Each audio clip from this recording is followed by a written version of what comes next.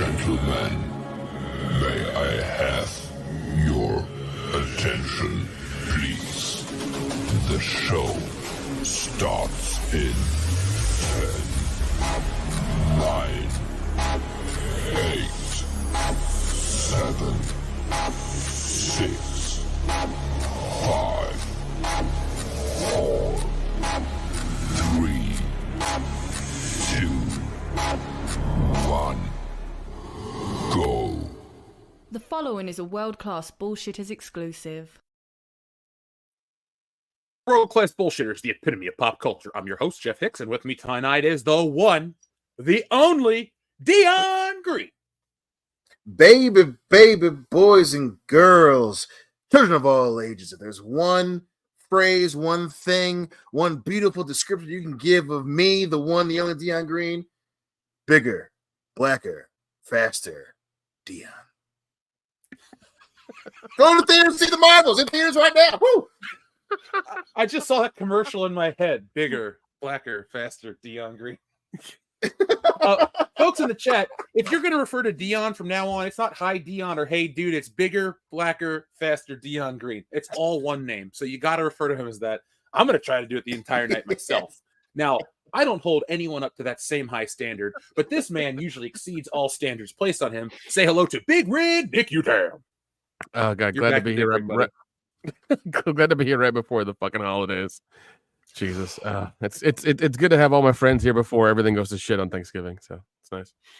Oh, we'll talk about Thanksgiving in just a moment. We got to introduce the last bullshitter for the evening, folks. Say hello to American Ramrod, Kendo Slice. Yeah, what's up? Let's go. All right, so we're going. Settle down. We're live. So, folks, welcome into episode 380 of World Class Bullshitters, the epitome of pop culture. Tonight, we're going to be talking about Marvel, among other things, but you saw the title card. So, for those listening in the streaming portion who don't get a nice, unique title card, join us live on YouTube and download the show over on Podbean, Stitcher, iTunes, wherever you want to be. WCBS is already there. Well, folks, tonight's going to be a fun night as always. We have Marvel topics, we have other things, a little bit of Thanksgiving preview, and some other fun bullshit that's going to pop up throughout the night. But the one thing we can't do is have a show without everyone out there. So let's give a couple shout outs to people in the chat like Layden Swallow 09, Space Monkey 0899, Aurora Uplinks, who is a member of the channel. Thank you, Aurora Uplinks. We also have our friend Shrebbles 08, Spider-Man's in the chat. Spider-Man, I'd like to thank you personally. You've saved New York City more times than we can count. And even though we're all far from New York, your service is greatly appreciated. We also have BNB Toys, Rod Thunderheart, who's a wonderful writer, and a whole lot more, including John Thomas, Sin, Clone Geek, Ritasaurus, Joseph Bianowicz, and Dr. Coffin Nails. I guess I got to say hail to Dirk McGurkelstein, the Infidel, and Alexander the Great as well, and TLJ Screwjob, and Enrique Vasquez. Congratulations to you, buddy. So, folks, thank you for joining us tonight. It's going to be a lot of fun. But before we get into the main show, hit that thumbs up button to let YouTube know that you enjoy this content. Speaking of content that you enjoy, we know that you've enjoyed all of this new content this past week here on the channel. So we've had a lot of fun making the Marvel content. So guys, check it out. You can check out our videos on the failure that is the Marvels. Because folks, we estimated it would be bad, and we thought we were too low, but we're really not as low as I thought we'd be.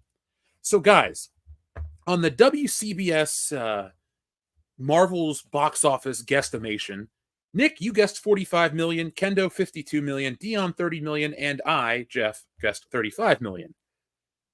The winner this week is Nick with $45 million because Nick, the movie opened to $46.1 million. One of the biggest, actually the biggest flop in the history of the MCU. Now, last week, folks, we reviewed the movie. Dion and I were not too keen on it. Dion gave it a 5, I gave it a 4, which gives us a 4.5 out of 10 for the Marvels. I don't know if that's the lowest ranked Marvel film on the channel, but it's not the worst one in either our opinions. Dion, are you safe to say that it's still the Eternals in your book is the worst MCU film out there? Absolutely, without a shadow of damn doubt. Yeah, it's been an interesting week because every post I see on Facebook is the same verbiage. The Marvels is fun. The Marvels is fun. Well, folks, if you're having a fun time watching that, good for you. We didn't really think it was that fun. We thought it was kind of lame. So check out that full review to hear all about that. But we'll talk about that in just a moment. But guys, it's been a week. Another week has passed. It's Thursday night. So I've got to ask, what's new? Dion, what's new with you, man? Not a dang thing, man. Just getting mofos backing in and out of school. Some people had to get a little bit of groundation on because they wasn't doing their homework. You know what I'm saying? But we're back on track. Everything's going well. The whole wifey at the same job thing is going as you expect. It's cool. You know what I'm saying? She can't hear me right now, so I can be honest about it. It's a thing. You know what I'm saying? And overall, it's going great. I mean, I had to watch the Marvels last week, even though I had a great time. That was really the highlight of my suburban life, my man. The suburban life of Dion Green. That's a reality series waiting to happen. Hey, Nick, I could do it. How you been, Nick? Been good, man. Been good. Just getting ready to get the fuck out of Atlanta and go back to Tennessee to be around the family for a week and see if I can stand it that long. So I don't know. I might leave early. I might stay longer. Who knows? We'll see what happens. No, there's always alcohol to help you get through the holiday season. You goddamn right there is.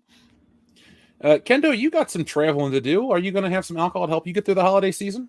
Oh, I'm sure I do. Usually, I make sure the fridge at Camp Kendo has plenty of beer in it for when I get home. I got some booze in the cabinet because that doesn't really go bad.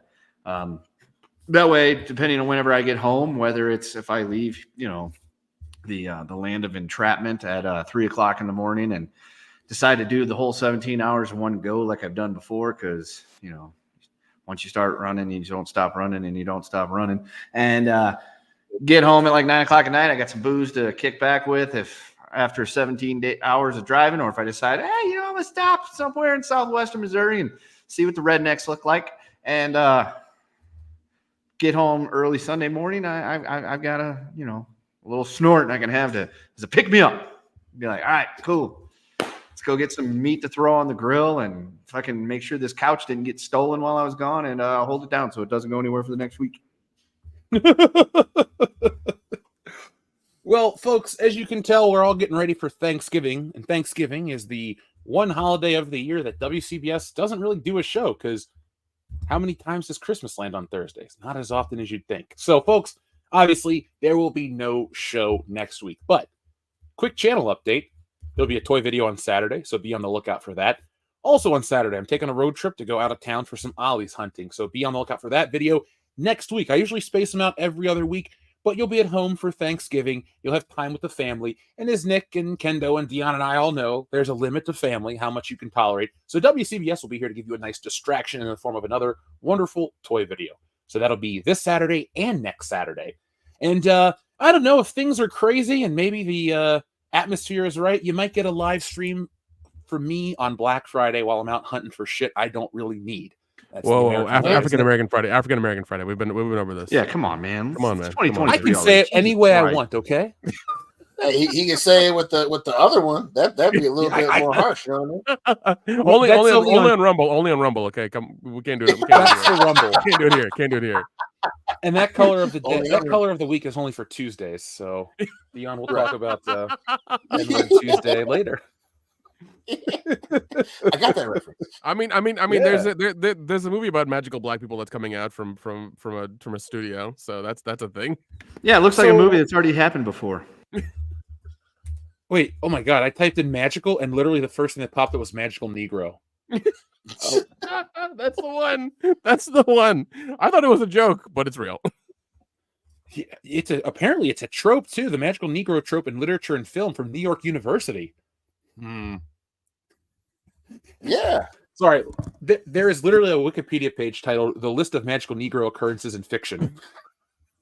Okay, right.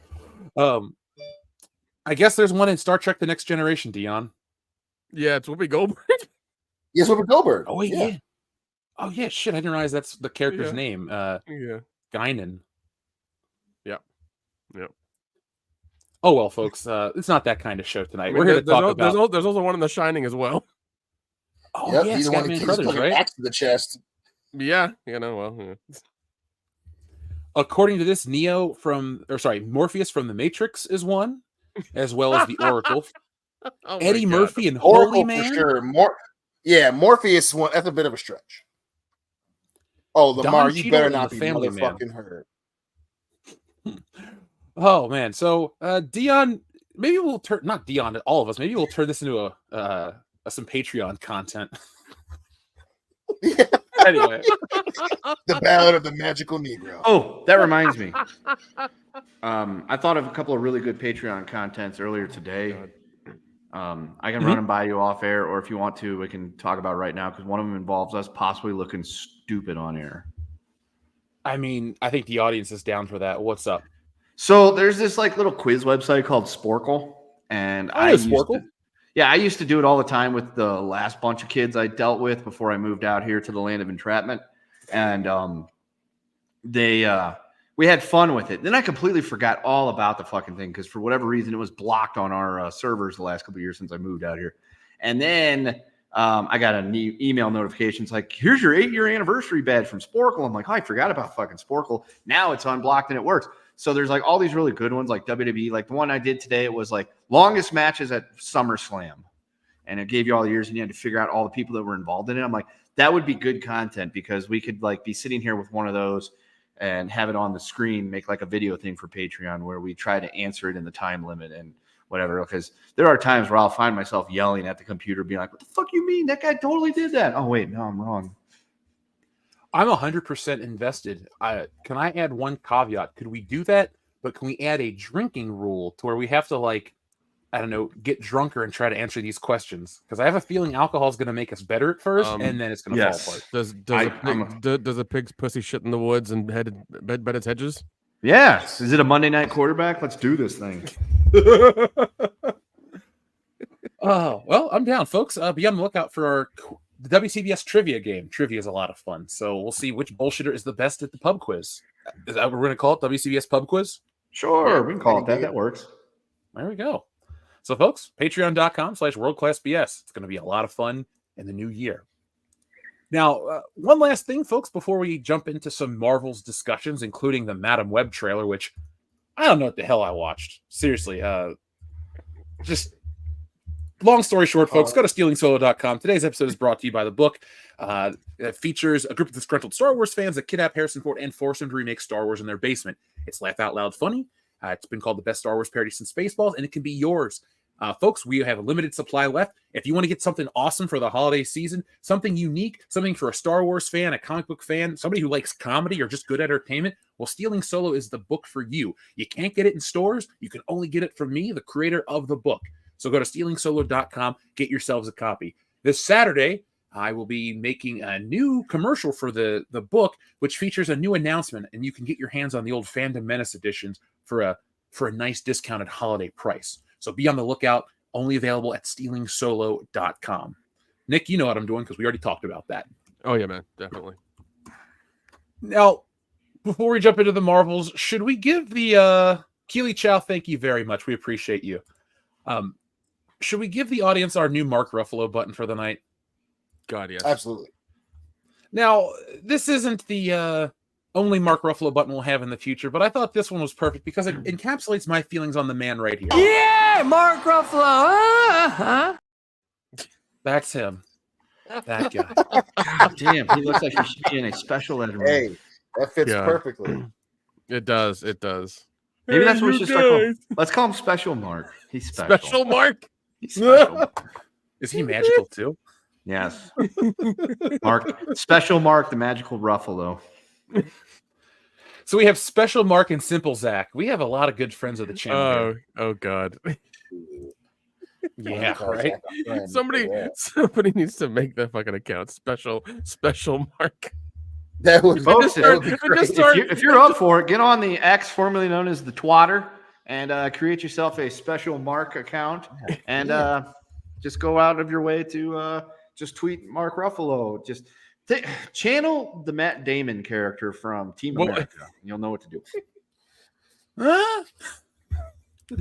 Isn't the regular Mark Ruffalo already special? Yes. Yeah. Sure. Well, no, he's special. He just needs to be kind of like short bus special. That's what we need him to be. Oh, okay. Yeah. Damn. That's what we're aiming for. If somebody can morph his face to look like Sloth as well, that's extra bonus points there. That'd be great. Now we're going hard in the paint. Jeez. Yeah, we are. It's Mark Ruffalo. He can take it. He's got a big bank account. It's fine. Wait till we start our new segment, the Ruffalo Report. Believe me, that's going to be a whole thing unto itself. Oh my god. So, folks, what you see on screen here is Dakota Johnson, daughter of Don Johnson, star of one of our favorite TV shows here around WCBS, Miami Vice. Now, I'd love to be talking about Miami Vice instead of Madam Web, because Miami Vice is fun, exciting, it's got sexy women, fast cars, good action, Ted Nugent, Bruce Willis before he was famous, and a whole lot more. It is the premier show of the 1980s. But sadly, there's nothing new about Miami Vice coming out right now. So we got to talk about Madam Web, this terrible trailer from Sony. We all saw it. It was a trailer, and it comes out at the worst possible time because last week, the Marvels dropped to the worst opening ever. I mean, a multi-billion-dollar corporation has missed the mark at what their audience wants. Apparently, they think that audiences want young superheroes. We don't. Apparently, they think we want an all-female team. We don't. There's not an all-dude superhero team on film, and we don't really want that either. We just kind of want a good superhero team on film. But again, they don't give a shit. And now it's time for Madam Web to come out. And it's going to feature Dakota Johnson as Madam Web, Sydney Sweeney as Spider-Woman, another woman as Spider-Woman, and another version of Spider-Woman. So it's basically live-action Miles Morales into the Spider-Verse. And after last week's failure, Marvel has an all-time low in terms of fan excitement and anticipation. And so, guys, what did you think of this trailer? And let's play our box office game very early. So, Nick, what'd you think of the trailer? I had no idea who this character is. I've heard the name before, but I had no idea who she was. Apparently, she has a near-death experience and somehow gains psychic powers and can, if she fucks up and she has like, I guess a like, you know, game over restart button or something that happens, which is weird. And that's her power. Once again, I'm not familiar with the character. I've heard the name, but I'm not familiar with the character. And I was just like, this looks like a science fiction movie. It's not a superhero movie. It's a science fiction movie where if you fuck up, you get to restart. Like that's what it feels like. Some sort of weird time travel thing. If they were to make it that, then I think it'd be a little bit easier to appeal to people. But once again, I don't know the character, so it means nothing to me as a general audience member. You know, they need to take into account the general audience members because I do know Madam Web. I'm a Spider-Man guy. She appeared in the Spider-Man cartoon when we were kids. She appeared in, is it Spider-Man like 220 or 219? Somewhere in that window of time she appeared when Spider-Man fought the Juggernaut. She happens to be a character that's in one of my favorite books, but I never wanted a woman movie or a Madam Web movie because she's just an old lady in a chair that can see the future. She's also blind. She's fun for about 5 minutes. Yet here we are in modern day. We're stretching out a 5-minute trope into a 2-hour film. Kendo, what did you think about this trailer, or what do you think of Madam Web in general? So there's the expression called rather nail your balls to a stool. And I feel that is apt for what I would rather do as opposed to watch this movie. God damn, man. Folks in the chat, if you want to see that on Patreon, press 1 right now. Oh, geez. Folks in the chat, you're wasting your money because that ain't fucking happening. It's a figure. I know Kendo's going to watch the movie. No. You only have 2 choices, Kendo. Either you nail your balls to a stool or you watch the movie. All right. Well, then I'm going to nail my balls to a stool because that $10 can be spent better on a toy for baby OJ.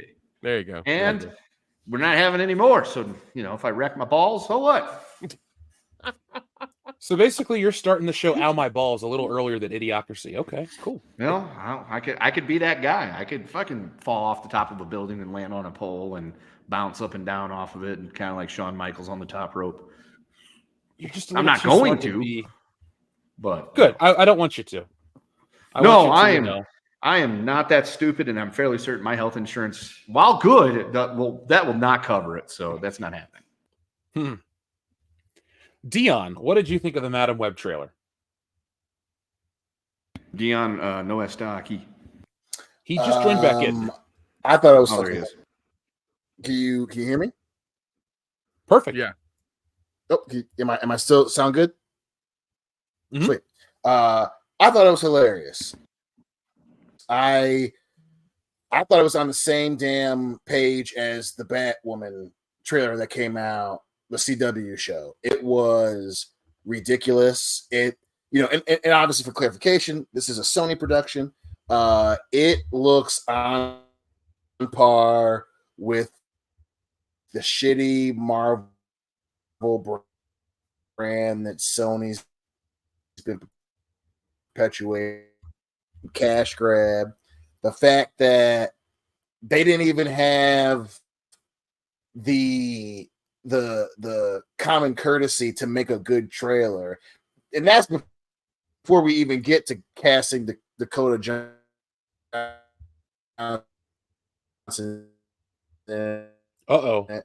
He talked too much. Which there he goes. Yeah, nothing against her.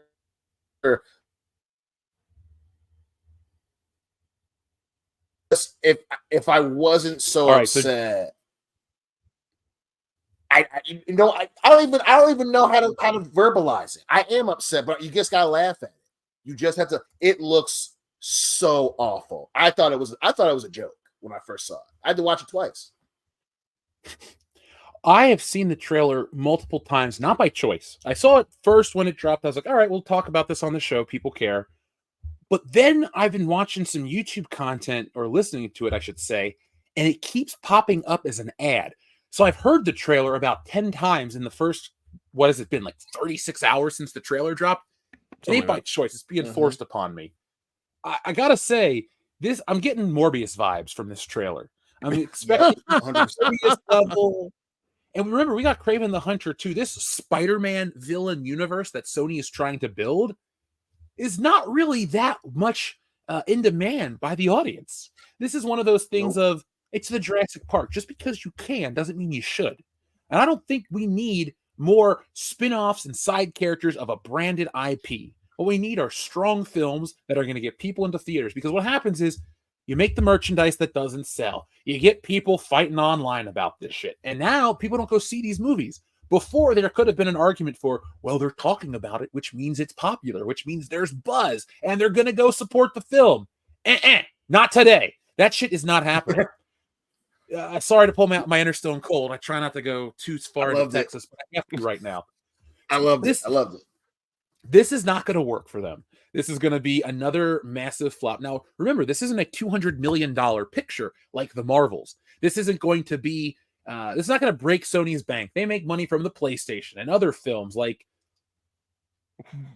wait, shit, they got the Zelda movie coming out. If they fuck that up too, people aren't going to. Yeah, and Aviarod's doing that too. So Hillary got all excited. I was like, do not get excited with Aviarod because it could, the slimmest chance is that it's fucking good. Yeah, I don't like Aviarod's work. Like, as a kid, we grew up in the Aviarod Marvel childhood with the Toy Biz toys and the cartoons that were influenced by what toys could sell. And it was fun 30 years ago. All right. I enjoyed, what Toy Biz brought to the market all those years ago. Nowadays, we have higher standards. And like I said in our new video this week, the audience that's still into comic book content, it's not this perpetual 18 to 24. It's the audience that was 18 to 24 at the start of the MCU. It's this generation of people and older that just kind of keep growing with it. And if it's the popular thing to do, everybody and their mom's going to see the movies. But if there's more of the niche offshoot side characters that most people don't care about, you got to appeal to the audience that like follows your brand constantly. And this is another one of those situations that I don't think Marvel's really paying attention to all that. And that's why I'm guessing that this movie is going to open to $27 million opening weekend. So that is my guess. Now, this movie doesn't come out till next year? Obviously, because it's only a month and change before the year's over. But do you guys want to guess what opening is going to be? Yeah. I'll put me down for 32 million. All right, Nick, you're at 32 million. Dion? I'm saying it's going to do. I'm going to say it's going to do 21 million. All right. Very low. Kendo. He said 21 million. Yeah. And Nick said 32 million. Correct. Yeah, and I said 27. I'm going to go with 32 million and $1. All right. And $1. All right. So Kendo, you Actually, have a good just chance give to me the win. $1. Just give me the $1. Okay, fine. the Just the $1. $1 it is. There we go. Because I feel like it's going to pull in the teams. I see this, rocking about 17.5 at the most. 75, God. Oh man, because like it all of a sudden dropped, and I heard some friends talk about it. And I was like, "What the fuck is this?" And I looked at it. I was like, "Okay, this doesn't seem interesting or fun for me." It's like it's really strange the way they put it all together. It's like I don't understand who this is, and even the person in the Spider-Man outfit or whatever it is, like I don't understand who that is either. Like Okay, I so don't. his I don't know who that is either. I'll tell you who he there's is. obviously Ezekiel, Okay, so- whatever the fuck's. Yeah, His name okay, is so in the Spidey comic- McSpiderface. I like Spidey Face. That's a better name than Ezekiel, whatever his last name is. But what he is he shows up in the comic books around 2002, 2003, and he's an old guy with white hair, and he has these spider powers like Spider-Man, minus the technology. And the spider characters start tapping into this thing called the spider totem. And I don't like that. That's kind of the Spider-Man shit that, what is his face? Not J.M. DeMatteis. Who wrote Babylon 5? That guy. J. Michael Straczynski. Yeah. That guy created that era of stuff. And I'm not a fan of the spider totem. So what it is it's like, and I'll get to the bigger problem in a second, all the characters are connected through one source of power. So it's like Spider-Man's part of the totem, Ezekiel, this character, the one with not Spinneret, that's Mary Jane, but they're all connected. And that's what this is trying to do. They're trying to pick apart a Spider-Man Spinneret sounds like a genre of videos you find on a certain website. On the hub. Sounds meaty. Hell of a catch. So anyway, the spider totem is not that good. It's very mystical and stupid, and it needs Spider-Man. It's like they're taking everything out of Spider-Man's comics except the one thing that people want to go see, the main hero, and we're stuck with crap. And they just need to bite the bullet, pay the actors what they gotta pay, and just make these movies on the regular. Every 2 years for a Spider-Man movie isn't some crazy amount. I mean, we went from 2002 to 2004. We got Spider-Man and Spider-Man 2, arguably the two best films that they've ever made about the character. You don't need 5 to 10 years between these films. Actors age up. People lose interest. A million other things happen. So I think this stems from the issue of trying to milk the same thing over and over again. You see it in the Spider-Verse. You see it in Multiverse. It's like the same character, just with a different cosmetic paint job. And after a while, you get tired of that. People do like, this is the diversity people want. A team of different heroes, not two women named Spider-Woman and another one called Aranya, and that are going to fight basically Dark Peter Parker. Like, that's it. That's what this movie is. So folks, if you're curious in the chat, maybe I'll give it a watch. Don't just go read the Spider-Man comics and imagine it's a chick instead of Spider-Man. And that's the whole movie. The Spider and then you have to go ahead. I was gonna say the Spider Totem sounds like the Speed Force thing. That Speed Force is much cooler than the Spider Totem. Right. It's way cooler. What were you saying, Dion? Sorry, I'm internally freaking out because Lamar Jackson's like playing hurt right now. But to your point, always plays hurt. I know. Shut up. The point is, to your point, you made the thing about the point about milking the IP. The other side of this is insatiable greed of the studio, right? Mm-hmm. Obviously, one thing that we have to keep into account here is that Sony doesn't have the merchandising stuff for Spider-Man, right? So for them, in terms of how they make money off the IP, they have to make merchandise based on the movies. So one of the reasons very clearly that they're doing this dumb shit is they don't get a taste of the comic books, they don't get a taste of all that other stuff. They have the movie rights. So they're pumping all this bullshit out. And don't get me wrong, I like a lot of people, I wanted a Black Cat movie. And I'm so fucking glad they're not doing that. Because of anything, this proves that, outside of Venom and Let There Be Carnage, Sony has no fucking idea what they're doing. And, earlier you made the point about Avi Arad. It was cool when we were kids. He's literally just making the same shit. And it's baffling, So, it's not just them, being lazy. It's insatiable greed that not just Sony, obviously, Disney's paying for, Marvel proper is paying for it right now as well, but this shit, we can't make any money off of merchandise. Let's just pump out some shit cheaply, people will come and see it, and then we can make money that way. They're cutting corners. A couple of years ago when we first started the channel, not a couple of years ago because fucking now that some of us have kids and all that bullshit, but years ago, you made the analogy of the difference, which is crazy that we're having this conversation with Sony now, the difference between DC and Marvel, where DC has had the Justice League, and it's like Marvel and DC both have a beautiful car, and DC kept keying it, which is very apt of a fucking metaphor for Sony, because it's the same thing. You have arguably the best rogues gallery in all of Marvel. I mean, I don't think it's that arguable. Spider-Man has the best fucking rogues gallery, and they're so greedy. They refuse to take their time to make a good fucking movie. The one woman that's playing one of the Spider-Woman, everyone thought that she got brought in to be Black Cat. So instead of, this constant need to subvert expectations, this constant need that we want to make, refuse to fucking pay people. Uh-oh. It's this constant building of bullshit that Sony, that Disney, that Marvel, that Lucasfilm, that DC, that it's a constant thing that all these studios are doing, especially with the superhero market right now. They just refuse to do the thing. Just do the fucking thing. Make a good movie. All that other shit. Obviously, who the fuck really cares about Man and Web? I just like Spider-Man.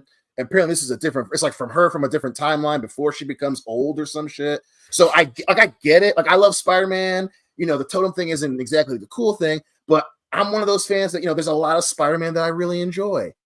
Make it what we enjoyed. Stop doing this cast off bullshit. Don't cast people just because they have a name in something else. We get it.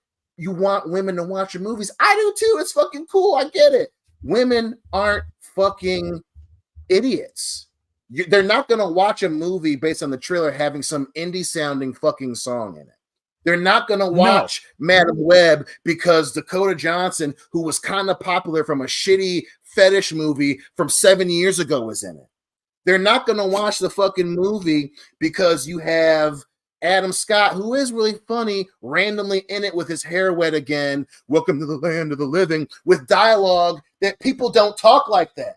That's as dumb as in Morbius, where it's like, it's lethal to bats, but deadly to us. That's a stupid fucking line. They literally have in the trailer for Madam Web. Oh my God. I know. Who is that guy? I know who he is. He was in the Amazon with my mother studying spiders before she died. What?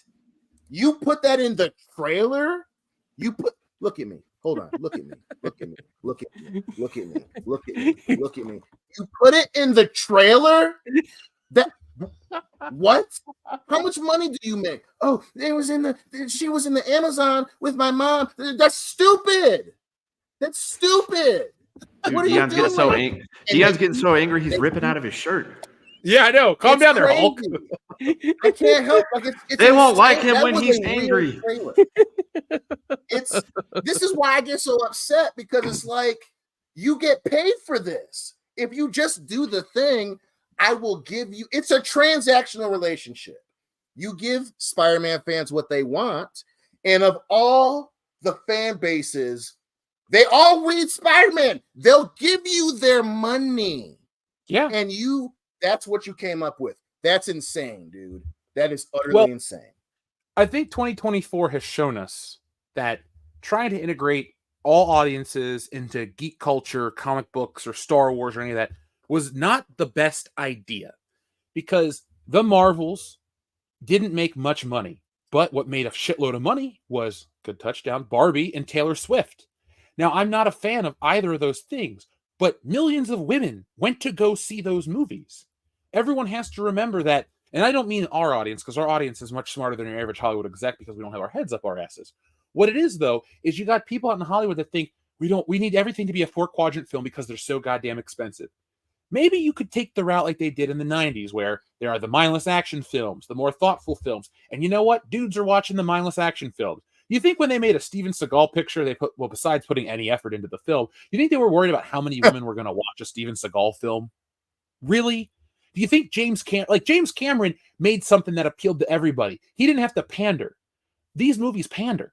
And that's what I don't like or really care about, because they're trying to pander to this weird, non-existent audience that we have learned over the last year does not exist. But Hollywood keeps going down that path. Now, of course, it could be a remnant of what is there before, meaning, well, they didn't know it was going to shit the bed with the Marvels, so of course they're going to stick with the plan. But look, do you think I don't think this movie's going to be a hit. We already put our numbers in for the box office.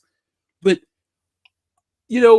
just avoid spinoffs from this. Give us more Spider-Man. You got the character in a really interesting position.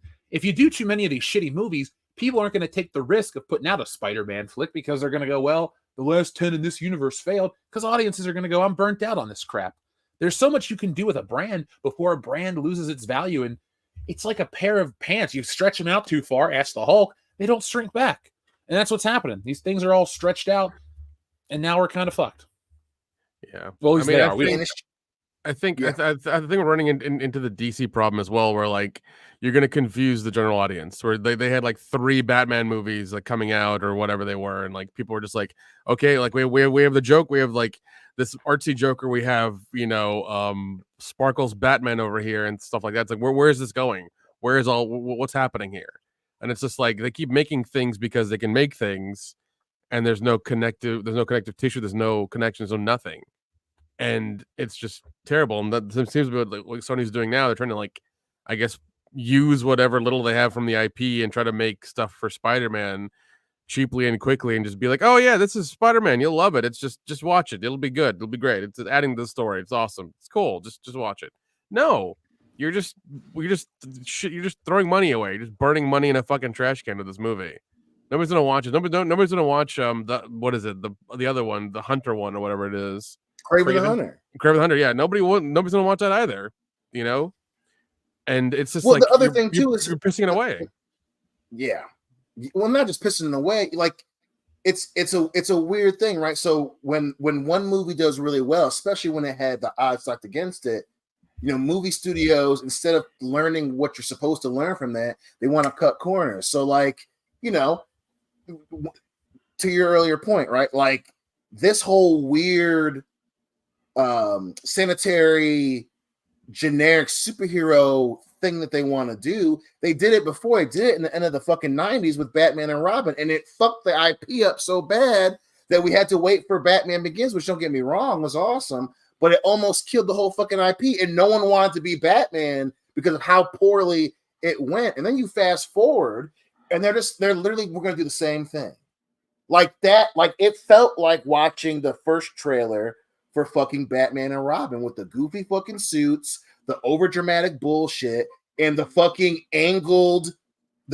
shots, aerial shots pointing down at all the fucking action scenes. And it's like, what the fuck are we doing here, guys? Not to mention the fact that when you make an extended universe based on a certain property, the motherfuckers who haven't seen it before ask the motherfuckers who have.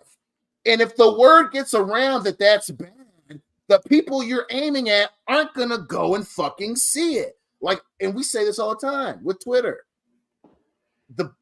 Especially now after the Marvels, right? Like you have to stop basing your game plan on people who haven't read it or are fucking troll accounts or motherfuckers you hired. That's not going to work. All these people going crazy about fucking the Marvels and acting all surprised about Madam Web, they're not going to go see the goddamn movie because they know it's bad. There was a tweet about the Marvels. Oh, well, we're going to talk about how it's the highest opening for blah, blah, blah, blah, blah.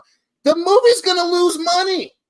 This movie is going to lose money like Morbius. Stop doing it that way. Oh, my God.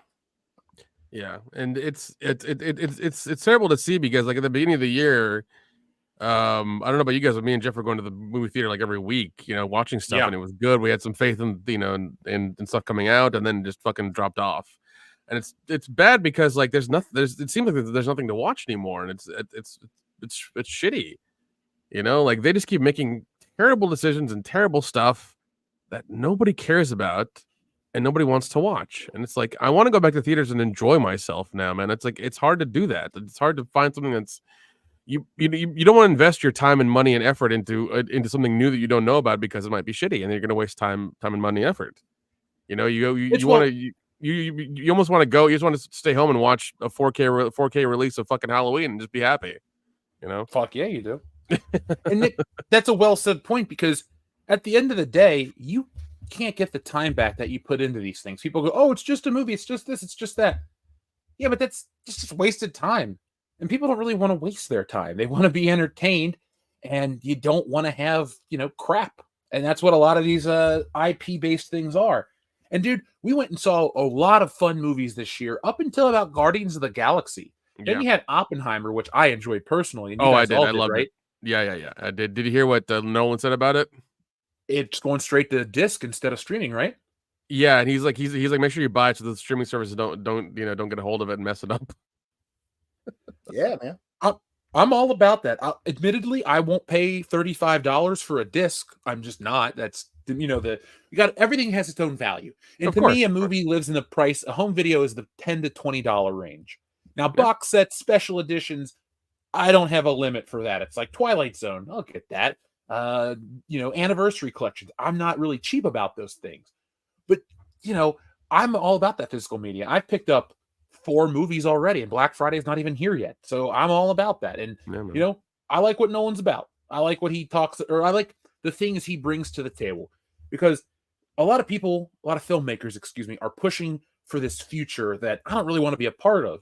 And I'm not here to kiss Nolan's ass because he's not the perfect filmmaker. I'm not an Interstellar fan. He made 2 good Batman movies and 1 okay, if not that great Batman movie. And, other things out there. But at least I feel like he's a sane one in this sea of insanity. And so I hope more people just go out and buy physical discs. Best Buy, I hope it hurts you guys to get rid of selling physical media, because I'm all about that. Streaming kind of sucks. Mm-hmm. Yeah, man. I recently looked up how many movies were on Netflix, and I think it was like 3,600 or something, or 6. And it was like a really low number, and I was like, that's not very many for what I'm paying for. There was another YouTuber who did who recently did an experiment where he he's paying for the 4K stuff, and he's got a 4K monitor and things like that. And he tried playing it through his browser, and it only came up with 720p. But when he played it through like his Samsung TV Netflix app, it went 4K. So it's like, oh, there's a weird discrepancy there. So there was a whole like thing he did about that as well. It was very strange. I've always looked at the picture quality, and when I would get like a 4K streaming something, it looks like a good quality Blu-ray, but the disc just looks better and sounds better. 100%. You can't 100%. get that same bit rate. And we had, in California, we had high-speed internet. I'm about to get a gig connection on the 28th of the month coming up. So, I mean, like, I will be paying closer attention to these things. But, yeah, it just kind of all stems from the same heading towards a direction a lot of people aren't a fan of. And a lot of these movies, like the Marvels, or Madam Web, kind of fits into that category of things people aren't that excited for. So, folks. But not only that, that whole conversation that you guys just had is a huge indicator of something.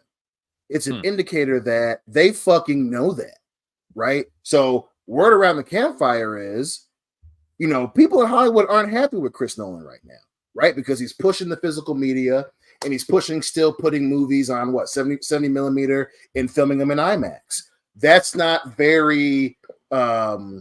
that's not streamer friendly, right? It slows the process down, blah, blah, blah, blah, blah.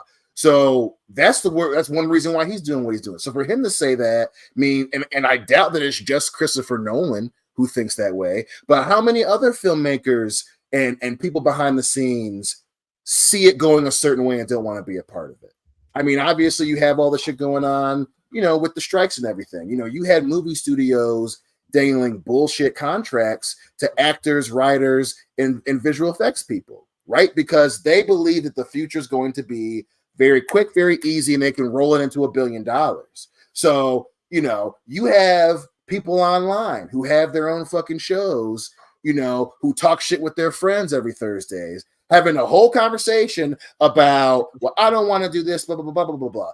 It ain't just these two brown motherfuckers saying this crazy shit. Christopher Nolan is having whole conversations that two guys who have a podcast are aware of it. I can only imagine what other filmmakers are saying right now. So don't get me wrong, you know, I'm enjoying making fun of you guys in movie studios for doing it, but it's very clear that there's an internal struggle going on in Hollywood, whether it be behind the camera, in front of the camera, or in the production room, that people don't want to do, or they know that it's not working.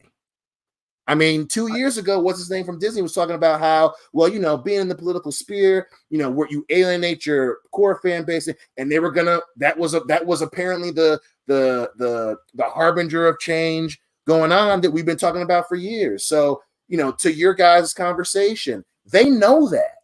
And you have places like Sony continuously doing shit like this. You have Marvel, who they may end up losing more money than Sony did for Ghostbusters 2016.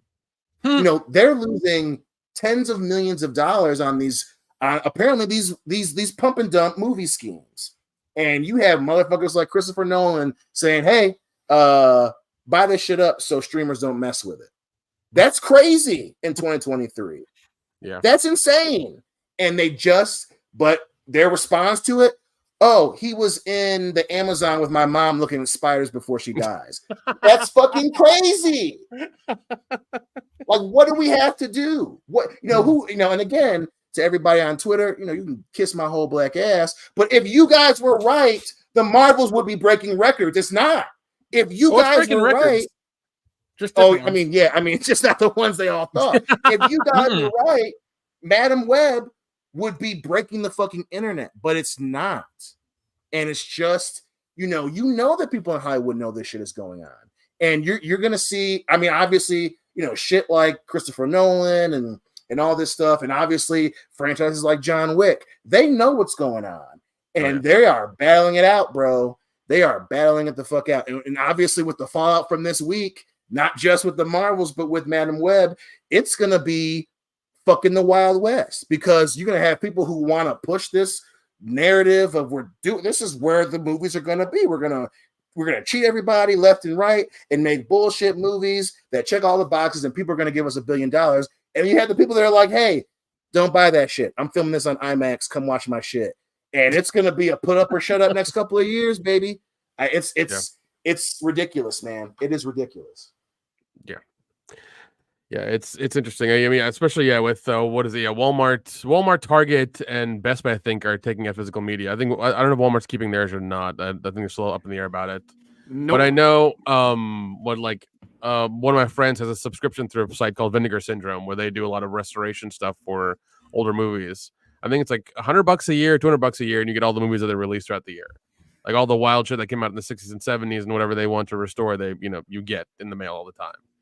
And people are willing to pay it. They're willing to get the subscription service and be part of it and everything, man. It's crazy. And you have Shout Factory, of all these other places who are doing it as well.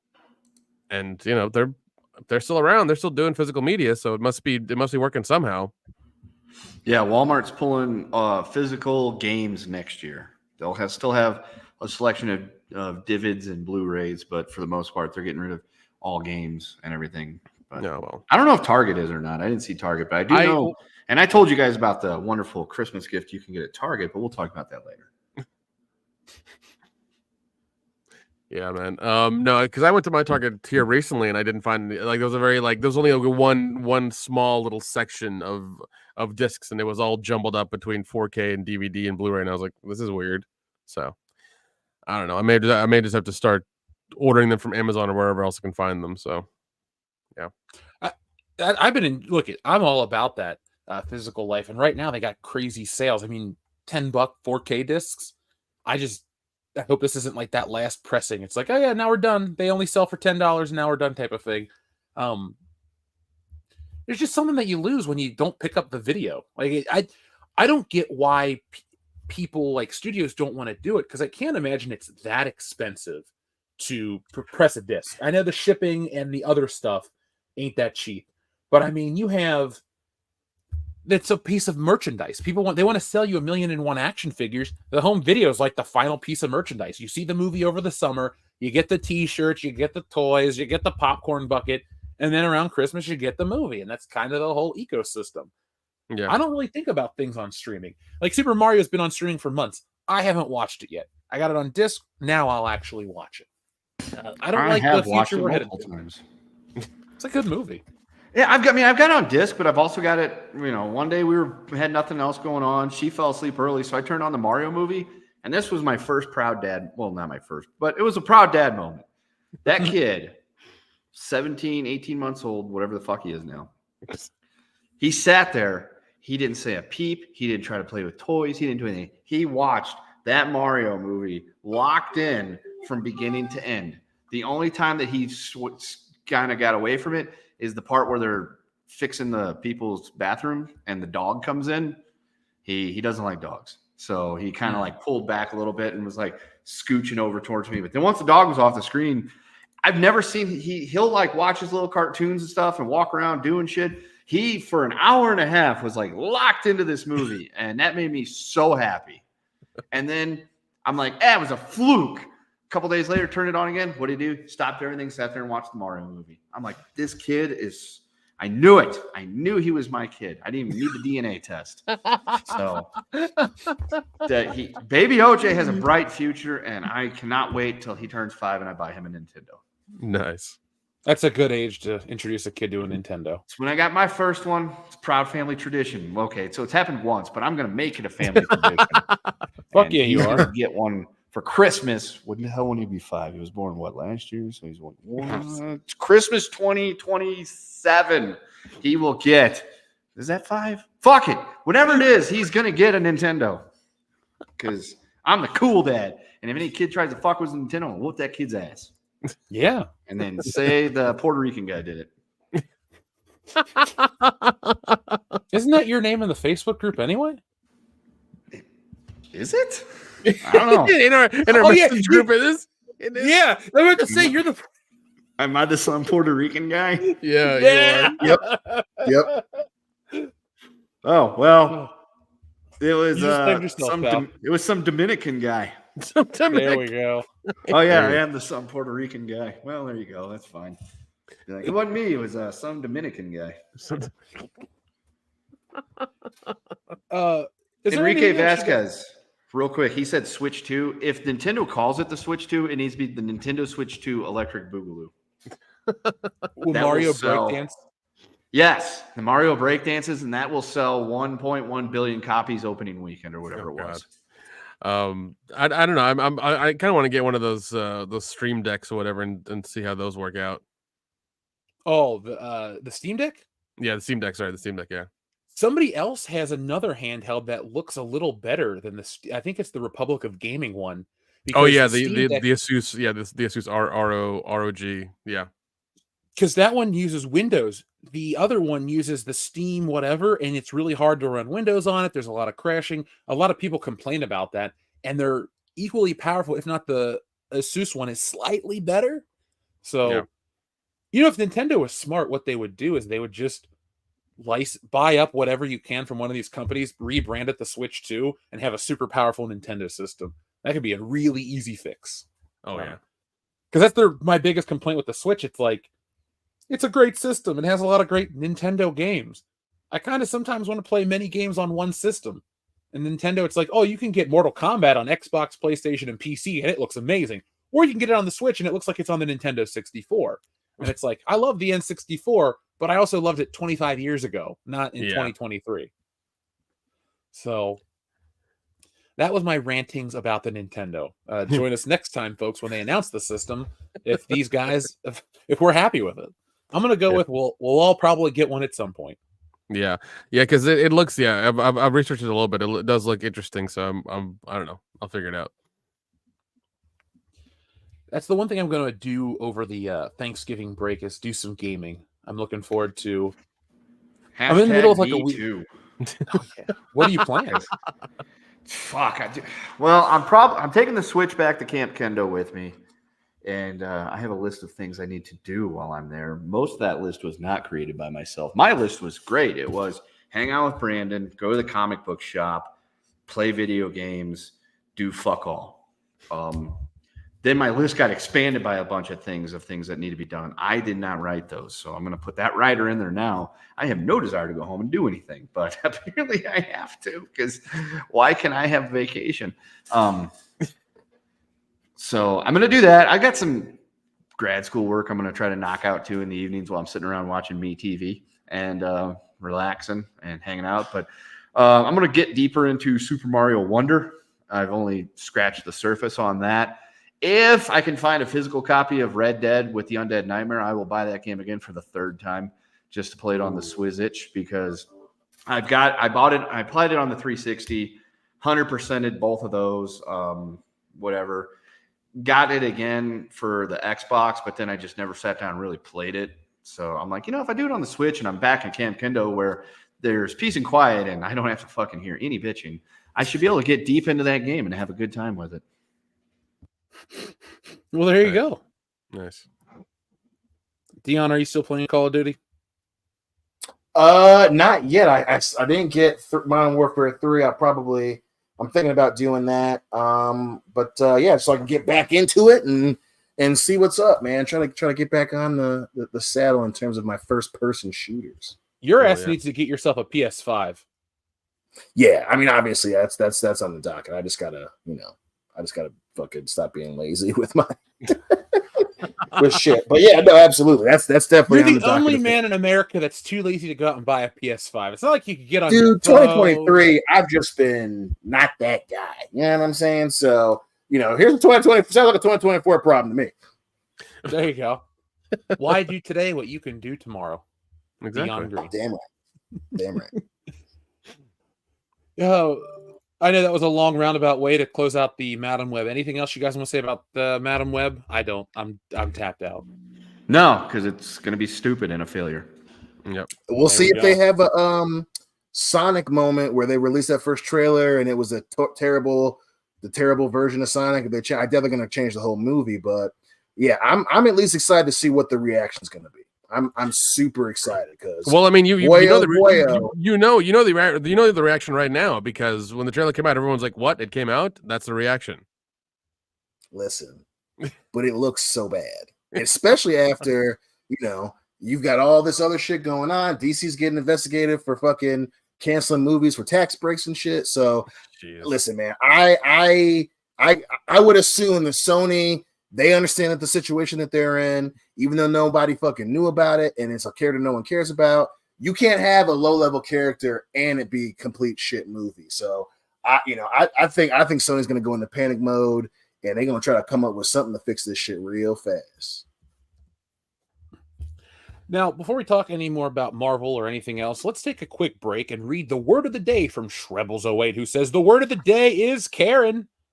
The Marvel Karen Extended Universe, or the MKEU. She Karen 2, Electric Boogaloo, Iron Karen, The Mighty Karen, Thor, and Karen. Age of Karen, baby. The 40-year-old Karen. Hey, I'd get with it. Fistful of Karens. There The Karen is not enough, but it actually is. Karen never dies. There's a nightmare. Karen, no. The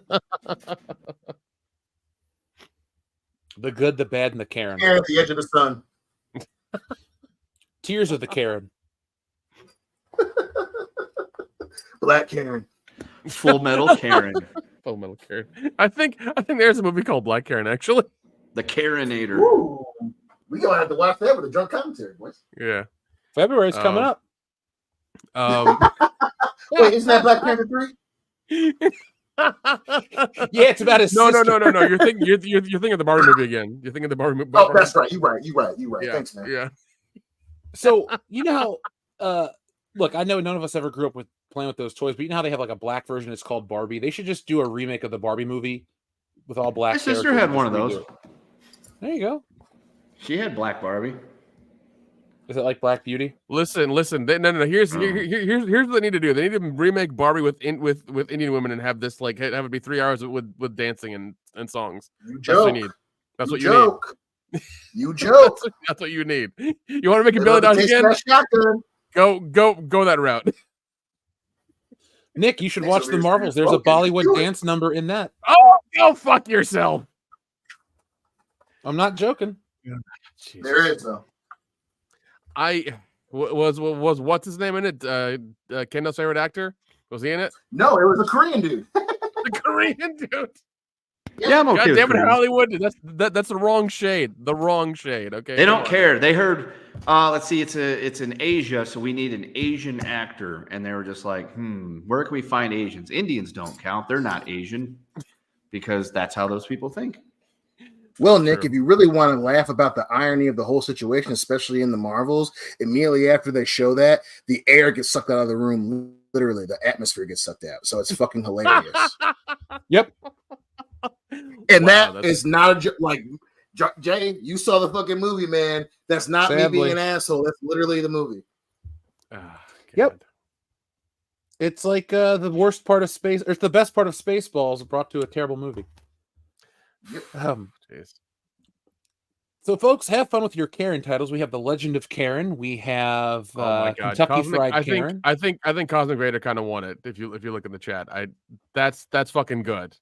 Don't be a Karen to South Central while asking for the manager in the hood.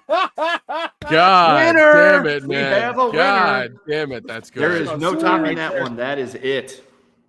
Yeah, folks. I'm sorry, but Cosmic Vader is not only the winner of the Karen title, he's also the listener of the week. So, Cosmic Vader, thank you very much, folks. It's don't be a Karen to South Central while asking for your manager in the hood. That is So- hilarious. I don't even know what to say. Follow it Yeah. up. We got a Karen on screen.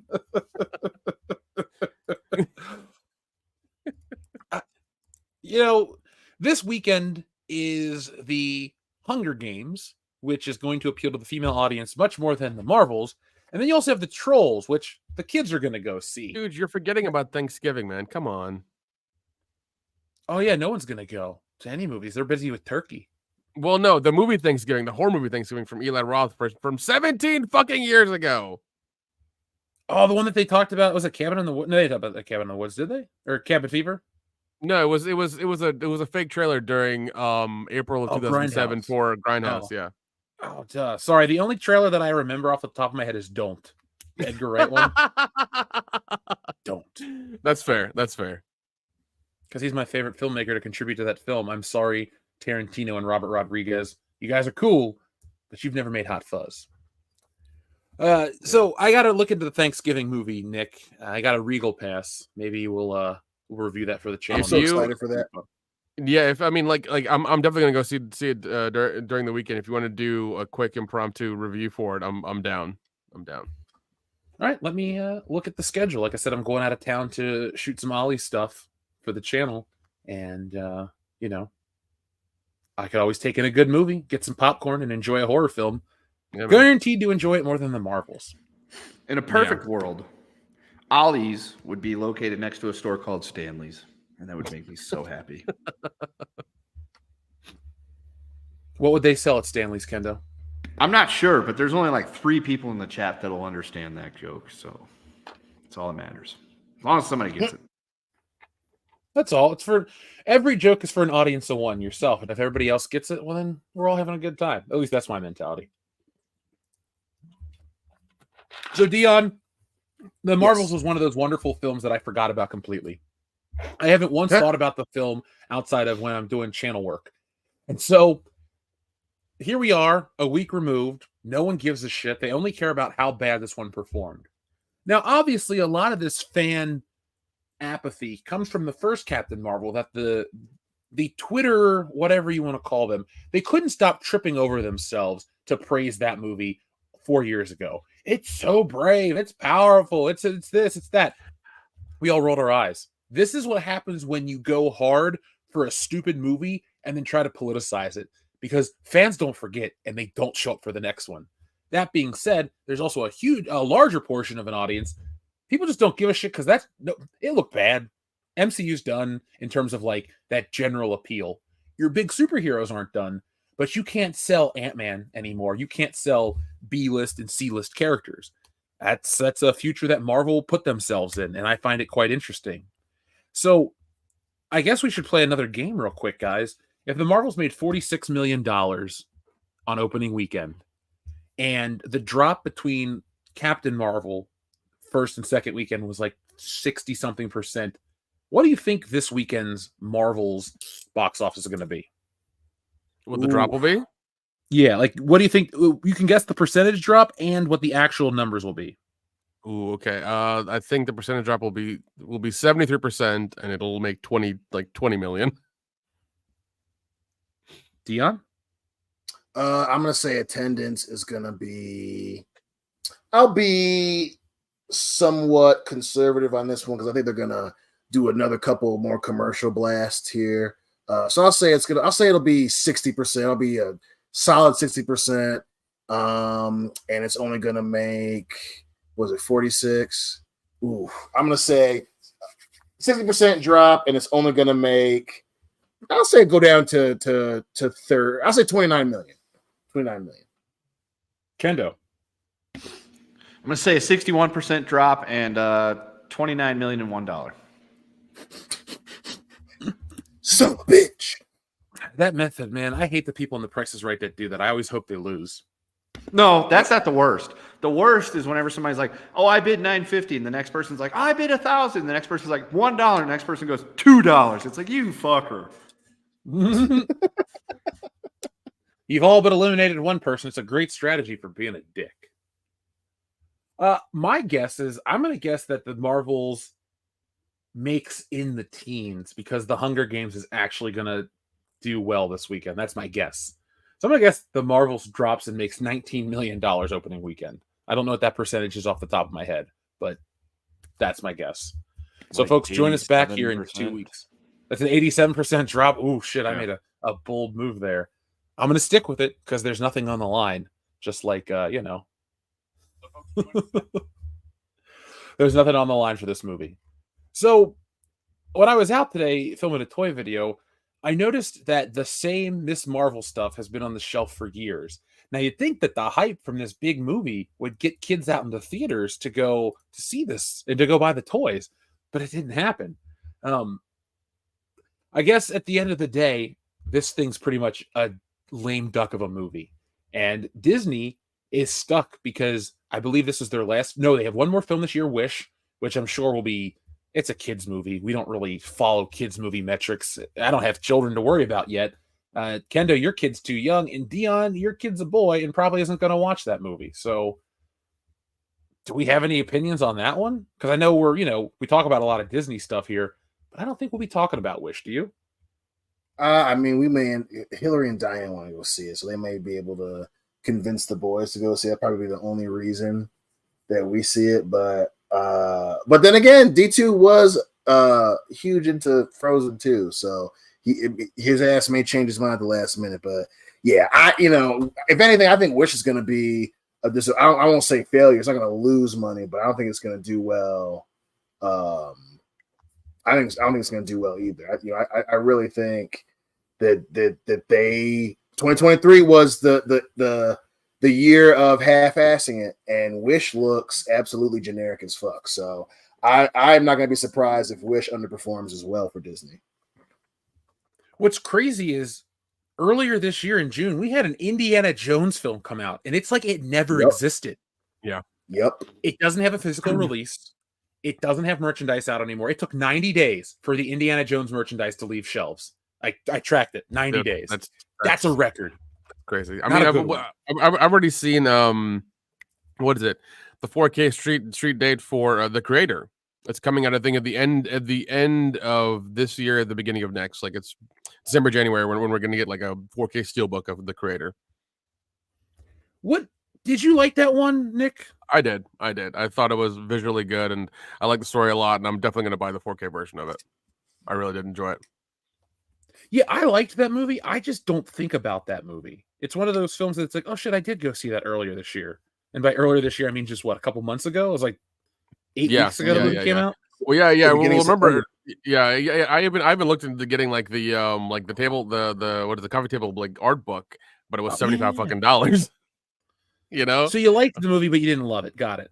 Yeah, and well, yeah, like I'm not gonna spend that much money on it. I mean, and even then, when the 4K comes out, if it's like you said, if it's like 10 to if it's like above $20, I'm probably just gonna wait for it to come down and then get it later. Like I don't need it right now. I just would like it at some point, but I'm not gonna pay like $35-$40 for it.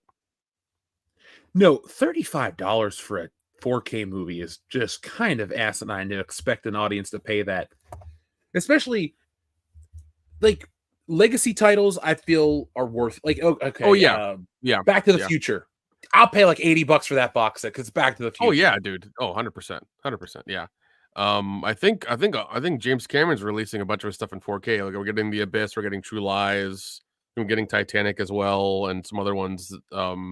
We're not, unfortunately, we're not getting Piranha 2: The Spawning in 4K, so that's unfortunate. As long as we can get the first one, then I'm okay with that. That's my favorite Piranha film. If you have to have a favorite, no, I agree. The one thing I'm curious about with the James Cameron re-releases is that The Abyss is a special edition. I wonder if he's going to redo the water effects. That would be the most George Lucas thing ever. Well, it worked for George Lucas, right? I mean, nobody's really mad about that. Clearly, It's not like the Library of Congress is like, no, we're not going to accept Star Wars because you want to put the special edition in, and we request a 1977 print for the archives. No, that shit doesn't happen. Do you think James Cameron's that brand of asshole director, though? I do. absolutely, I absolutely, think so. absolutely. Dude, I haven't seen True Lies in over 20 years, so if I can get that movie for $10, I will. Like, I hate to say it, I like James Cameron. I respect him as a filmmaker. Only T2 is like what I'm going to spend a lot of money on. Oh yeah, Nothing else. I understand that, but I mean, Jamie Lee Curtis like kind of striptease dancing in 4K sounds pretty good. That's true. Sounds pretty good. That's true. You know, it's a good point. That's I'm just before saying. she was insufferable. Yeah, exactly. You know, I see her on social media and posting shit. I'm just like, that Oscar went to your fucking head, lady. So I'm done. Like, congratulations. It took you 45 years to get there, but calm down. Short Round did it in shorter time. So good shit for Short Round.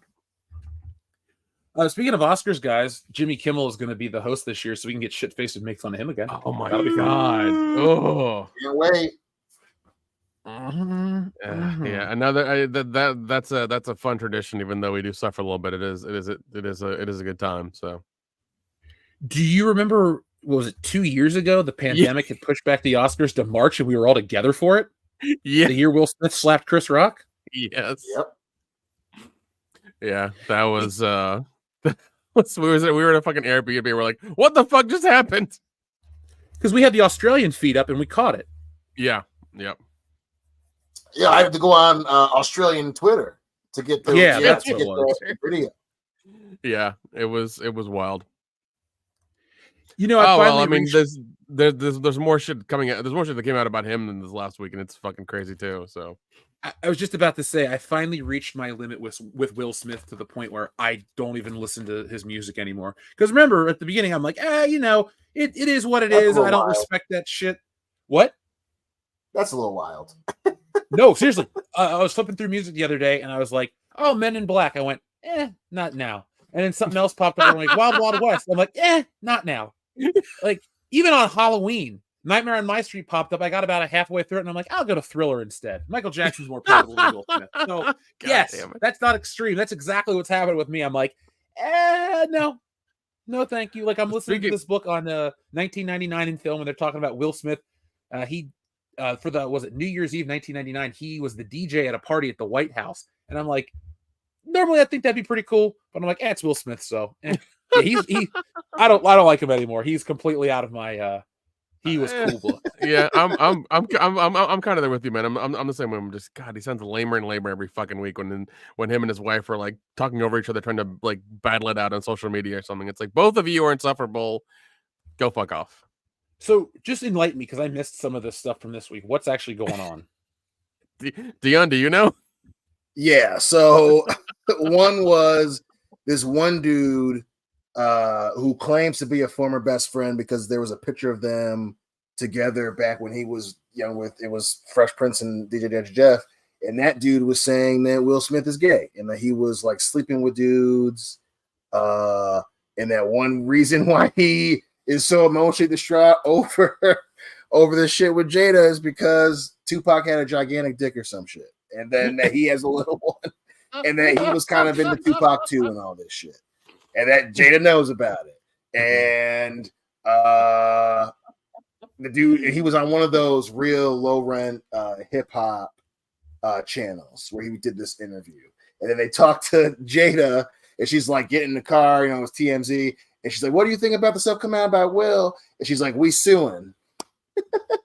So it's just like, damn, man, it's just like more bullshit from these people. Oh god. And it's one of those things where like them suing just seems like that makes it kind of believable because they have to like, you know, they're trying to make it go away, and it's like, no, you're just making it worse. Just making it worse.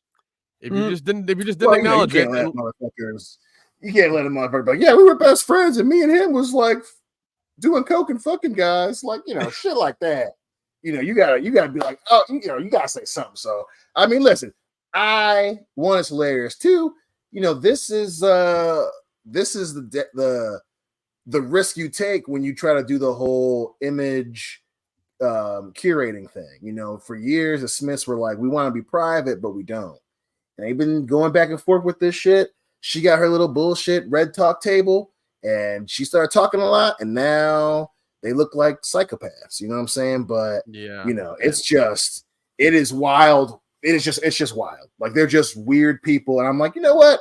I like Men in Black, and I like The Fresh Prince of Bel-Air. So I'm gonna keep it there because y'all crazy, and you need to talk to your wife, ex-wife, whatever. your business partner, whoever the hell she is now. Yeah. But speaking of Men in Black, that's owned by Sony as well. I just checked that out, you know, and I'm just like, man, they need to. Yeah, they one of my favorite franchises they need to bring back. I swear to God. They already did. It never went away. There was Men in Black Yeah. International. And Okay, they need okay. all right. They need to bring it back properly and not fuck with it like Men in Black International. That's idiotic. Dude, Fucking idiotic. I was watching one of these like YouTube videos about movies that never got made with MIB 23. It turns out Jonah Hill's the culprit of why that movie didn't get made. Really? Sounds about Yeah, right. because apparently he's like an insufferable twat in real life. It was going to be the I combo knew it. between that and 21st. Say that Oh again, my Dion. God. You cut out. Okay.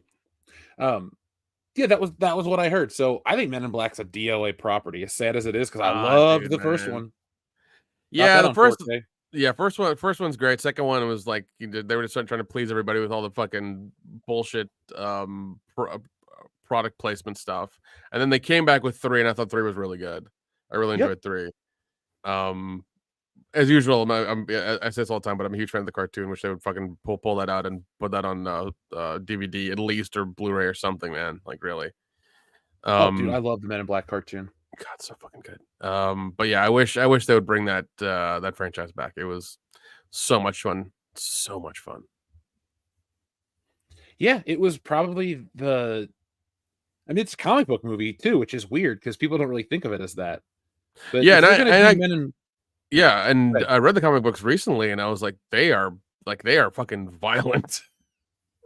Oh yeah, and they're way different from the movies. Oh yeah, they're very different, but they're just as fun. Oh, I like them for different reasons. Oh yeah. Dion, the chat is convinced that Jonah Hill got you, so I'd like to apologize to Jonah Hill for trying to kill my buddy. Listen, man, don't worry, America. Don't worry, Jay. If there's one motherfucker that ain't gonna be the one to get me, it's just Shit, he got him again. fucking Hill. Since Yeah. I almost want to say if Jonah Hill gets you, you kind of deserve to get got. So Yeah, he kind of. how about now? there you are. Am I back? Yep. You're back. You're back, buddy. Can you hear me now? Yes, Yes. sir. Listen. No, If not at all. there's one motherfucker that's gonna get me, it ain't gonna be Jonah Hill sensitive ass. You mean Oscar-winning Jonah Hill from Moneyball?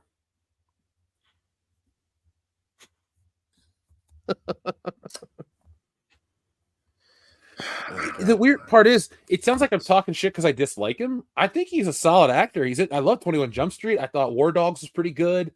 I do like his work, but Wolf of Wall Street was pretty good. yeah. What is it? But yeah, you said that movie was maybe because he was insufferable. Well, he was the one that didn't want to do it. They were like presenting scripts and ideas, and he kept shooting the shit down. So it's kind of like him being hard to work with behind, like even before you could get to the actual production of the film, he was, putting the kibosh on a lot of it. Yeah, that's unfortunate because 21 and 22 Jump Street are hilarious. Absolutely fucking hilarious, dude.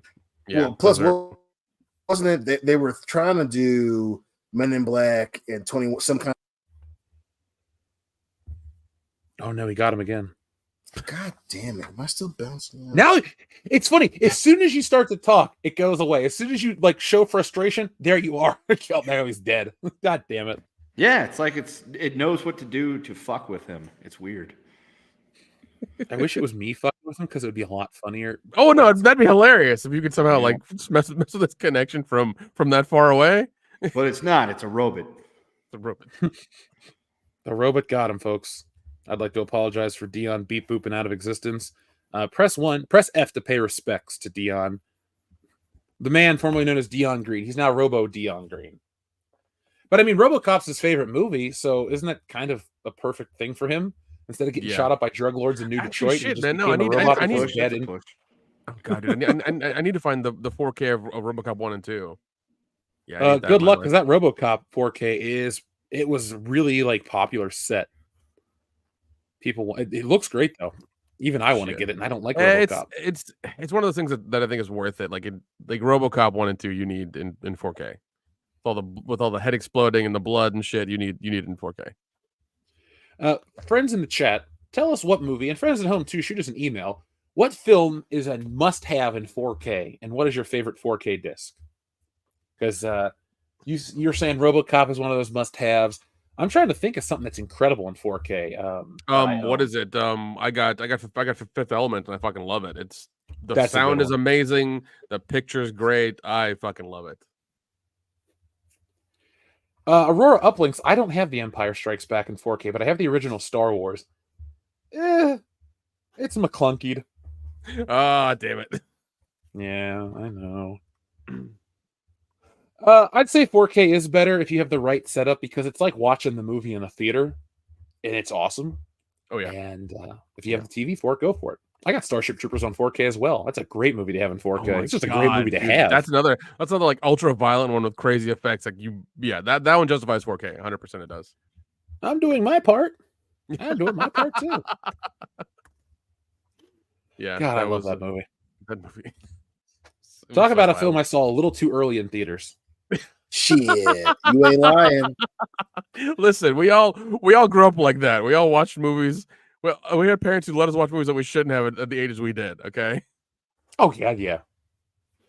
My mom rented Serial Mom, the John Waters movie, thinking it was like a comedy, and she like cuts the guy's litter out or something. Like, what the hell is this, Mom? I got mad and left. Yeah. While he's taking a piss. Yeah. Oh god, I hate that movie so fucking. And I like John Waters like enough. Hell, I met the guy once. He was very friendly. But my god, do I hate Serial Mom. I like it. It's one of his movies. It's one of his, I guess, his most toned down movies that I like, actually, because all the other stuff is just like kind of weird and gross. So, yeah. You weren't a fan of Pecker? No. Dude, in high school, early college, Brandon swore by Pecker. He's like, dude, you got to watch Pecker. Pecker's so good. Pecker's so good. I watched. I'm like, I don't get it. Why is this supposed to be good? Was it the teabagging scene? Dude, it was just a whole general concept. It's like he's going around taking pictures of shit. I don't fucking care about that. Maybe your buddy is just a huge Terminator fan, and it's like another adventure. This is John Connor after the Terminator was defeated. I can believe that because he does like the Terminator movies. Well, the first two. I don't know what his thoughts are on the ones that came after that. I never asked him. I should do that when I go home. Yep. There is literally no movie franchise that should have been cut off at number 2 more than the Terminator. It's like Oh yeah. You need Oh three for yeah. Star It was the Wars. You perfect need- ending. It was the Yeah. perfect ending. Yeah. Yeah. He gives the damn thumbs up. Oh yeah. The ambiguous like highway scene and the voiceover. Oh my god. Yep. No idea what the future holds. Fucking great. The shitty alternative that I think is on the disc or on all the discs that you see of like the future is fucking terrible. I wish It's Cameron so would have bad. used the ending where it's like a more finite ending. It's like that's it. That's the Terminator franchise. I mean, Oh, the there's one a with the son on the playground or whatever. Mm-hmm. yeah, that one. Yeah, the one that the one they didn't show or the deleted one or whatever. Yeah, that one's not that good. Another disc that is worth it to me is Ghostbusters. Now it's a Oh, fuck grainy yeah, dude. disc, so you got to get used to what it's actually supposed to look like without the DNR. But one that looks incredibly great when it's upscaled properly is Beverly Hills Cop. I don't know if they like spared no expense or the film was shot a certain way or preserved a certain way, but that's another one of those movies that I go, man, Beverly Hills Cop has never looked better than it does now. Like, I just need a film reel of it, and then I'm set. I have every format on the planet. That'd be some shit. You got like four film reels in your house. Yeah, Just but guys, Beverly- we're doing a Beverly Hills Cop theatrical screening. I'm pulling out the fucking. That would be fucking great. I'm kind of hung Yeah. up on that just a little bit. So if you buy the Ghostbusters 4K, you have to sign a DNR. That yes. seems kind of risky just for a movie. I mean, You're signing that you're promised to never watch Ghostbusters 2016, which I happily signed. So yeah, I'm fine with that because if I watch that movie again, I'm gonna need some fucking resuscitation because I'm liable to stroke out and fall down. Yeah. Let's see. P-Dub says Watchmen. Yeah, no, Watchmen. Yeah, Watchmen definitely to 4K. There's a lot of stuff happening in that, but I want like the crazy extended 4K with the comic book stuff in between it with the pirates or whatever. Oh, the Curse of the Black Freighter. Yes, I want that in between. Yeah. I'm pumped because I got the Warriors. I bought that deluxe edition. I think. Oh you got it yeah, too, Nick, dude. right? Oh my god. I can't fucking wait for that. Holy shit. And I have And it's the the theatrical cut finally, not that yeah, and bullshit I have- special edition. I got the Hey, send that over to me again. I was gonna order that and then I forgot and then I couldn't find the link. So if you could do that, just over Yeah, this way. dude. Yeah, I'm no on it problem. right now, sir. It's still available for $45. Yeah. Oh wait, actually, it's on sale. Fuck, I shouldn't have paid Ooh. full price. hey, no, that one's fine. That one's link. worth it. That Like, one's you got worth that it. It's credit through. card that the wife doesn't know about. There you go. Well, here you go. The link is right here in the chat right now, Kendo. Boom. There you go. I got it quick. Yay! I'm gonna go order that right now. As soon as you order it, I'll tell people where it's on sale because I don't want a bunch of people to go like, I gotta get a copy too, and then Kendo's like, fuck, it's sold out. No, for $37, that's the. Ooh, it comes out in about a month. 37. In a row. The Warriors are worth Oh, $37. Oh, 300 would be awesome in 4K. That was a fun movie too. You know what makes me sad is that Sin City can't be in 4K because it was shot in 1080p, so it'll be a fake upscale. Oh, that'd be great. Oh, that's terrible. Oh, okay. Yeah. Well, that's where the Star Wars sequel or prequels live. George Lucas, the first one was shot on film, so you could theoretically upscale the Phantom Menace and then fix the effects if you wanted to. But the Attack of the Clones and Revenge of the Sith are both filmed in 1080p. That's their maximum resolution. Oh shit. So there Okay, is yeah, no way to upscale those momovies. Yeah, if the digital files, then yeah, you can't do it. I mean, you could use AI to do it, but it would be so fucking weird and so expensive. It just it's not worth it. I don't think there's value in it, sadly. And I love Yeah. Star Wars, or Yeah. loved it more in the past. Yeah, no, and I actually got the Warriors soundtrack on vinyl from Waxwork Waxwork Records a few months ago as well. So I got it. I'm good. All I need is the vest, and I'm happy. Do you want me to make us custom WCBS vests that we wear to conventions? Yes. Okay, let me write that down. I mean, 2024 is amazing already. Look, we got a lot of stuff planned. 2023, ever since I moved back, things have just like, there's a rocket ship that we've been riding. So it's been awesome. So we'll get us some man. vests. What we'll do is we'll go run around the streets of Indianapolis at night. Because, people like us running through Indianapolis, that's no big deal. They'll take us out to the cornfields and we'll never be heard from again, just like in Casino. Oh God. That's a great movie. Oh man. I'm not too worried about what Scorsese says about superhero films. He's made some great pictures in the past, so Right? Yeah. We'll put up with this bullshit for now. Yeah. No, I mean he's in a bunch of good shit, so it's fine. I mean that's not his cup of tea, anyways. He does a lot of dramatic stuff as well. So I mean it's fine, man. He's he okay. made Goodfellas, and that movie's fucking amazing. Yeah. Taxi Driver is really good. I fucking love Taxi Driver. Yep. I'm in that weird camp of I prefer Goodfellas over The Godfather as my ultimate mob movie. Not Carlito's Way. Scarface is a close. Here I go. My mob movies are Goodfellas, Scarface, and then The Godfather. Great movie, but I don't connect with the characters like I do Henry Hill or Tony Montana. Plus, Scarface is so fucking fun. I mean, it's like the thing that set off our obsession with cocaine cowboy content in America. Oh God, yeah, dude. Oh, I remember that. And then you go Miami Vice, and it just keeps on going. And it's dude. I love it. Yeah, and that era of time where I mean, especially just watching those Cocaine Cowboys fucking documentaries is just like hearing that stuff happen is fucking wild. Still, Yep. You know, they had to basically get the what is it, the National Guard or whatever down there to be down there for years so they could like get all that shit out of there, man. It's crazy. So when are we gonna make a Cocaine Cowboy comic book? 2026? No. I here's something I propose. Let's do a Cocaine Cowboys fake trailer.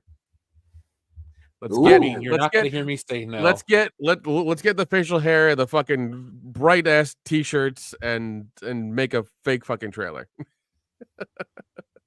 All right, I'll storyboard it out. We'll have it ready for 2025. Okay. We should just go film it in Miami. I mean, we could after all. We could. Why not? It wouldn't. Yeah. I mean, what? We'd have to be in Miami for what? Like an extended weekend? Boo hoo. I think we should just take it as a whole week to go to Miami. We film our trailer and then we just, I don't know, get lost in Miami. Here's the thing. We're gonna need Phil and his drones. We're gonna need some like epic fucking wide angle drone shots. Oh, of course, dude. He's on board for anything we film. You know, so we need that. I've got the nice cameras and the equipment. We can do this. It's fine. We can do this. Yeah, folks. We're gonna make some movies in the future, starting with trailers. Yeah. And it's ordered. All right. There you go. By the way, folks, the website I was talking about was deepdiscount.com. They have the Warriors for $37.43. So if you'd like to get yourselves a copy, we're not here to promote other things besides our stuff that we make. Good movies, but it's the Warriors. And it's the original theatrical cut, which is the better of the two cuts. Yeah. Listen, I'm just happy watching the Warriors, man. In all honesty, like I honestly don't care as long as I can watch something. Again, I agree with you on that one. I've seen them both. I don't care about the comic-y version one of it or if it's the regular one. As long as I see Ajax try to commit a felony in a park only to get his ass beat and taken downtown, I'm a happy camper. You know, in the book, they go back to prison and break him out. Yeah. Yeah. There's like 4 comics. Wait, there's a book? It's based on a book. The Warriors is a book by Saul Urich. God damn it. All right, I'm going to Amazon right now. I know they made comics as well. They made like 4 of them or 5 of them. Those are like a series that came out. That's made after the fact, after the movie.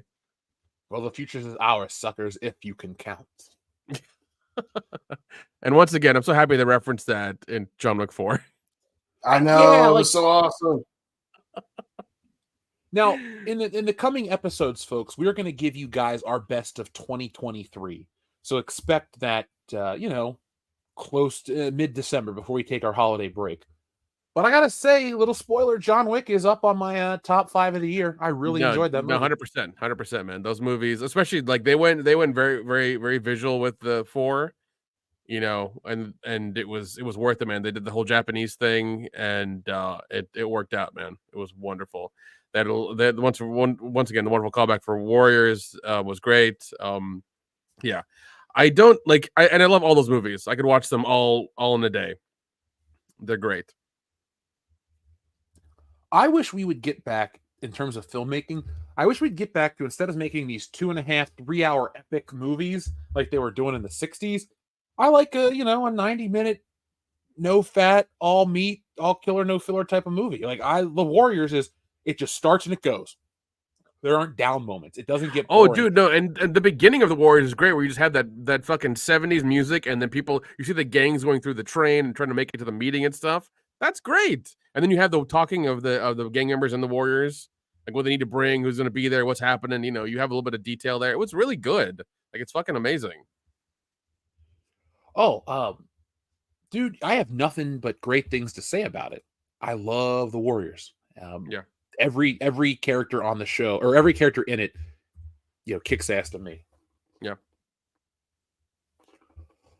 Oh, so what else do we got? I'm just having fun kind of bullshitting about movies, It's nice to not have to talk about crap. I mean, I the agree. Marvels is on screen. I don't know what I else agree. to say about the Marvels. We saw it, we suffered, and yeah, that's it. I mean, Disney's really. I mean, is it true that they make 60% of their money through movies and stuff, or is it through the parks? What's the cut there? I'll ask WDW Pro. I don't know off the top of my head. I don't really follow, because I've heard that said before, like 60s from movies and 40s from the parks. That's just what I've heard. I don't know if it's true or not. like I don't said, know, man. That's a good question. We'll have to look into that, but especially if we know one part of the parks damn sure ain't making that much money. It's the shit that was $3,000 a night, bitch, and they just couldn't figure out why. If there's any indication that the brand ain't worth doing that part of the transactional relationship, if there's any proof, it's the Marvels, baby, because it's gonna be a wild year, man, because they in trouble. They are in freaking trouble. No, I mean, and here's the thing. I think people are done with the PG-13 bright color kitty fucking superhero stuff. I think we're beyond past that. We're way past that. We want the dark gritty DC stuff if they ever have the balls to fucking do it. We want that. We want the R-rated Blade 2 fucking comic book movie. That's what we want. We want like Deadpool 1. We want that kind of shit. Okay. We can't we can't do these cookie cutter origin stories, again. We can't do that. We need new stuff. The audience, like you said earlier, Dion, they were young when they started this journey with Marvel, and now they're older and they want older content. They want the grown-up content, man.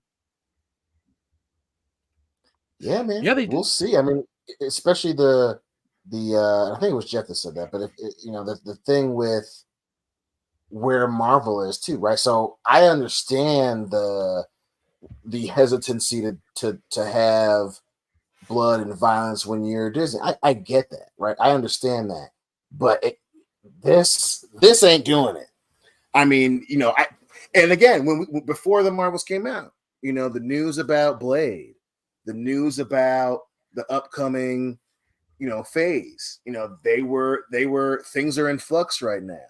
You had a test screening with Blade that apparently went so poorly, on top of all the other production of bullshit nightmares going on with that movie. They have to almost reshoot it because Blade wasn't even the main character, so the Marvels was supposed to be the declaration of we know what the fuck we're doing, and they missed. And it's gonna, and then obviously that's, then you had all the shit with, Gina Carano sharing more stuff with Disney. Then you had South Park happening, then you have, obviously, what was I can't remember the other movie that flopped, Disney's product that flopped earlier this year, but dude, so like you this, had Haunted even if you Mansion, wanted Indiana Jones, Little Mermaid underperformed. The only hit they had this year was Guardians. Elemental took forever to make money, and it was still considered a flop. Like, this is their worst year for cinema in a long time. Yeah, I mean I don't think we're not going to be back to where they were, right around the time that the Little Mermaid animated came out. I don't think they're not going to be that bad. But boy, losing tens of millions of dollars multiple times in the calendar year, that's ooh. Yeah, and not to mention losing subscribers and money on their VOD service that's very finite. So people are like, and like them raising all these people after the strike have raised their prices, and that's not helping either. So people are having to choose which one to do, what to do, and things like that. How to get media again and stuff. So, I mean, I think people are going to look into selling the high seas right now in the next couple of years for entertainment. It's going to happen. We're going to see a rise in that kind of people acquiring that kind of stuff. So, well, to your guys' earlier point about the physical media thing, right? You know, that was always the plan, right? That was always what specifically Disney in this case, you know, Netflix changed the game and everybody freaked out. So then, you know, fast forward through phase 1, phase 2, what have you, purchasing Star Wars, Lucasfilm is now under the mouse.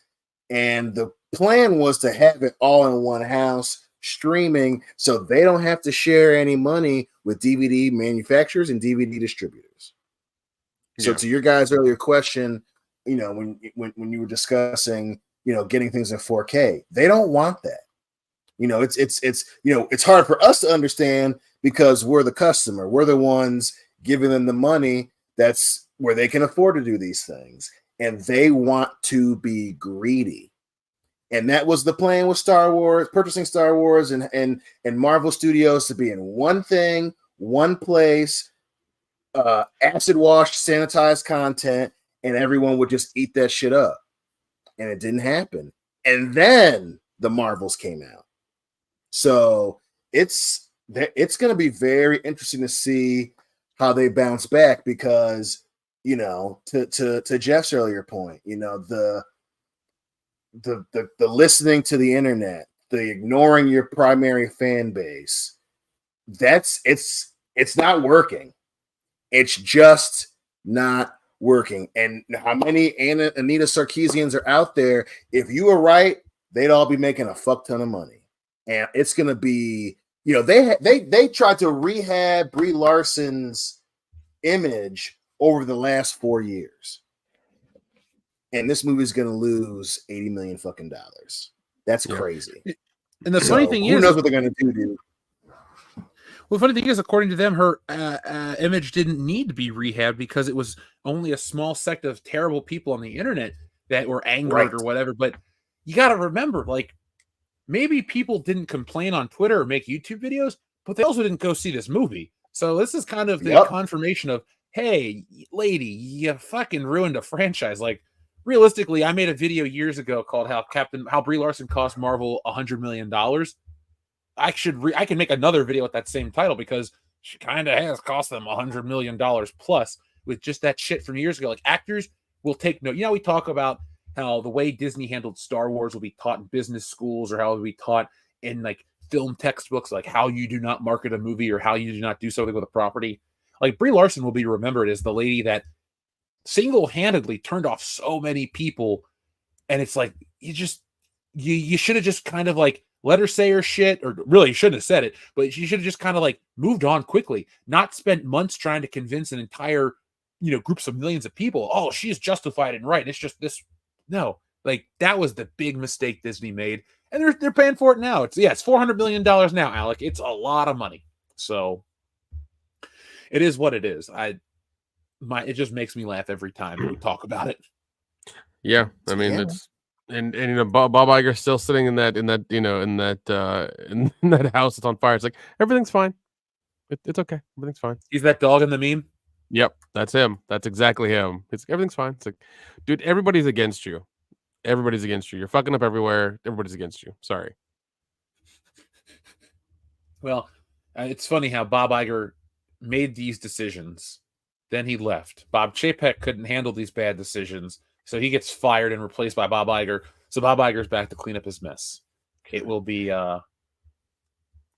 you know, people always shit on Michael. Was it Michael Eisner? Or yeah, that's who it was. Eisner. Because, okay, here's the thing. Let me just put this out there. In the 1940s, there was a famous comic book studio called Eisner and Iger, and it's Will Eisner and another guy.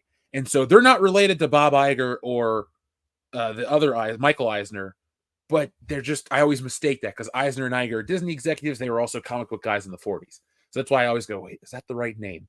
That being said, though, you know, by the time I have kids and they're, you know, growing up at what would be that Disney age, Disney's going to look very different there's a Disney section at my local Target that doesn't really shrink, but it kind of like, and it doesn't also like sell. They just kind of move the stuff around the store to make it look. I wonder if they're like, this is just speculation or conjecture, if you will, but I wonder if there's like emails that go like, hey, could you shift our stuff this way to make it look like it moves? Because Oh yeah. I swear to God, I don't even count the shit. Like, I'm not like in there trying to like count figures and stuff, but I swear they have the same 35 Buzz Lightyears. They've had the same Little Mermaid section. They have the same 12 Star Wars figures. Like, they still have Reva on the shelf. It's like, Jesus, nothing here ever goes.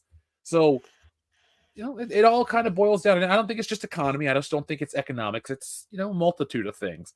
And I hope Disney and entertainment companies listen moving forward, because you can't keep ignoring the audience that spends money, Yeah, and I mean, also we learned in that Variety article that that they only use people in their camp to test screen with. Screen them. Yeah, and it's like, that's a terrible. You're basically saying, you're basically taking all of your yes men, putting them in a theater, making them watch this movie, and being like, how was it? It's great. Nothing's wrong. It's awesome. That was done on purpose. Bro Vlog just made a comment. It's the message. That's where, and shout out to my boy Critical Thinker, but Critical Drinker. But that's where they get it wrong. That's where we're right? Like, this isn't an ego thing. Like, they're not doing this to say that, oh, we got people to do this with their kids. They did it because they thought they were going to make billions of dollars off of it. Like, this was a calculated decision that Bob Iger made. They saw the shit that happened in the early 2010s, watching fucking Twitter, and they're like, we'll just make these movies like this, and everyone's going to think we're doing the right thing, saying the right thing, and they're going to give us their money. It didn't happen. But when you invest hundreds of $millions in the shit, some motherfuckers always trying to ice skate uphill, man. And it's wild. It's absolutely fucking wild. You had the Avengers. You had that shit. Like, you don't sacrifice that because, oh, we want to deliver a message. Like, that's not real life. They wanted to make billions of dollars off this shit, and they railroaded it. On purpose. So I think you bringing up the fact that Bob Iger had to come back, that says more about Lamar Jackson's. God damn it, dude! Fucking drink some milk or something. That's a huge statement, and they fucked up really bad, man. Especially with the Marvels, man. It's gonna be wild to see how they rebound, because we're talking hundreds of millions of dollars that they lost doing this shit. And everyone's laughing at them. Yep. It's like Carrie's mom. They're all going to laugh at you. Well, we all are laughing at you. There's no simpy left in this room. Yeah. And I mean, we need that button. We need a no simpy button. Remind me for our next live show. I'll have like a week of our next live show, and I'll do it. Yeah, I mean, and them constantly like fluctuating the weird prices of the park. It's like, oh, if we charge too much, nobody will come. If we charge too little, everybody will be there, and nobody will be able to ride the ride. It's like, figure it out, man. I don't know what to tell you. Yeah.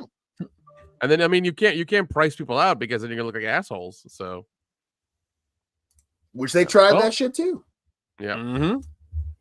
That's the other side of it. Like, don't get me wrong. I mean, everyone can kind of understand, the economy is doing wild shit, inflation, prices are crazy, but you can't force a mindset onto your customer base in addition to all this shit going on. So, say what you want. You can try and blame the internet and terrible fandoms and all that shit. The fact of the matter is, bitch, it's a recession. It's a inflation out here is crazy in these streets. And you want me to give you my money to go see this shit. It's purely transactional, man. So they tried to price everybody out. That $3,000 a night bullshit was insane. That, like, you brought up the classes thing again, in business schools and whatnot. That's just going to be studied. Like, you had a struggling franchise, and you priced out 70% of your fucking market at your parks. Oh, that's way insane. The fuck more than that, man. Come on. Like 85, 90% they priced out for sure. Yeah. Yeah, that's wild, man. That's that, and then you follow it up with disaster after disaster after disaster, and the park still suffer. You're still not moving merchandise. That's the adult part of the shit that Twitter is never going to understand. Until they stop making this shit, because you doubling down and trying to blame misogyny and all this shit, where it's like, how do you convince people to give you their money? It ain't like this. It ain't like this, man. And it's crazy. All these fronts that Disney took shots on, damn. And then they made a fucking South Park episode about it. That is not, and people can get mad at me all they want, but when they bought fucking Star Wars and spent billions of dollars on that, do you think that their goal was to have a fucking episode from South Park made about the president of their fucking company? And no. what the best part of that is, Dion, right? Oh yeah. Fuck Indiana Jones, put a chicken in it and make her name it gay. Yeah, dude. Memed forever. Not in the way you thought. Oh yeah. Oh my god. And that's what's so crazy about that shit. Because obviously we're in our 30s, right? So we've seen, how the early versions of memes fucked up whole product lines, whole franchises, right? And they did it again.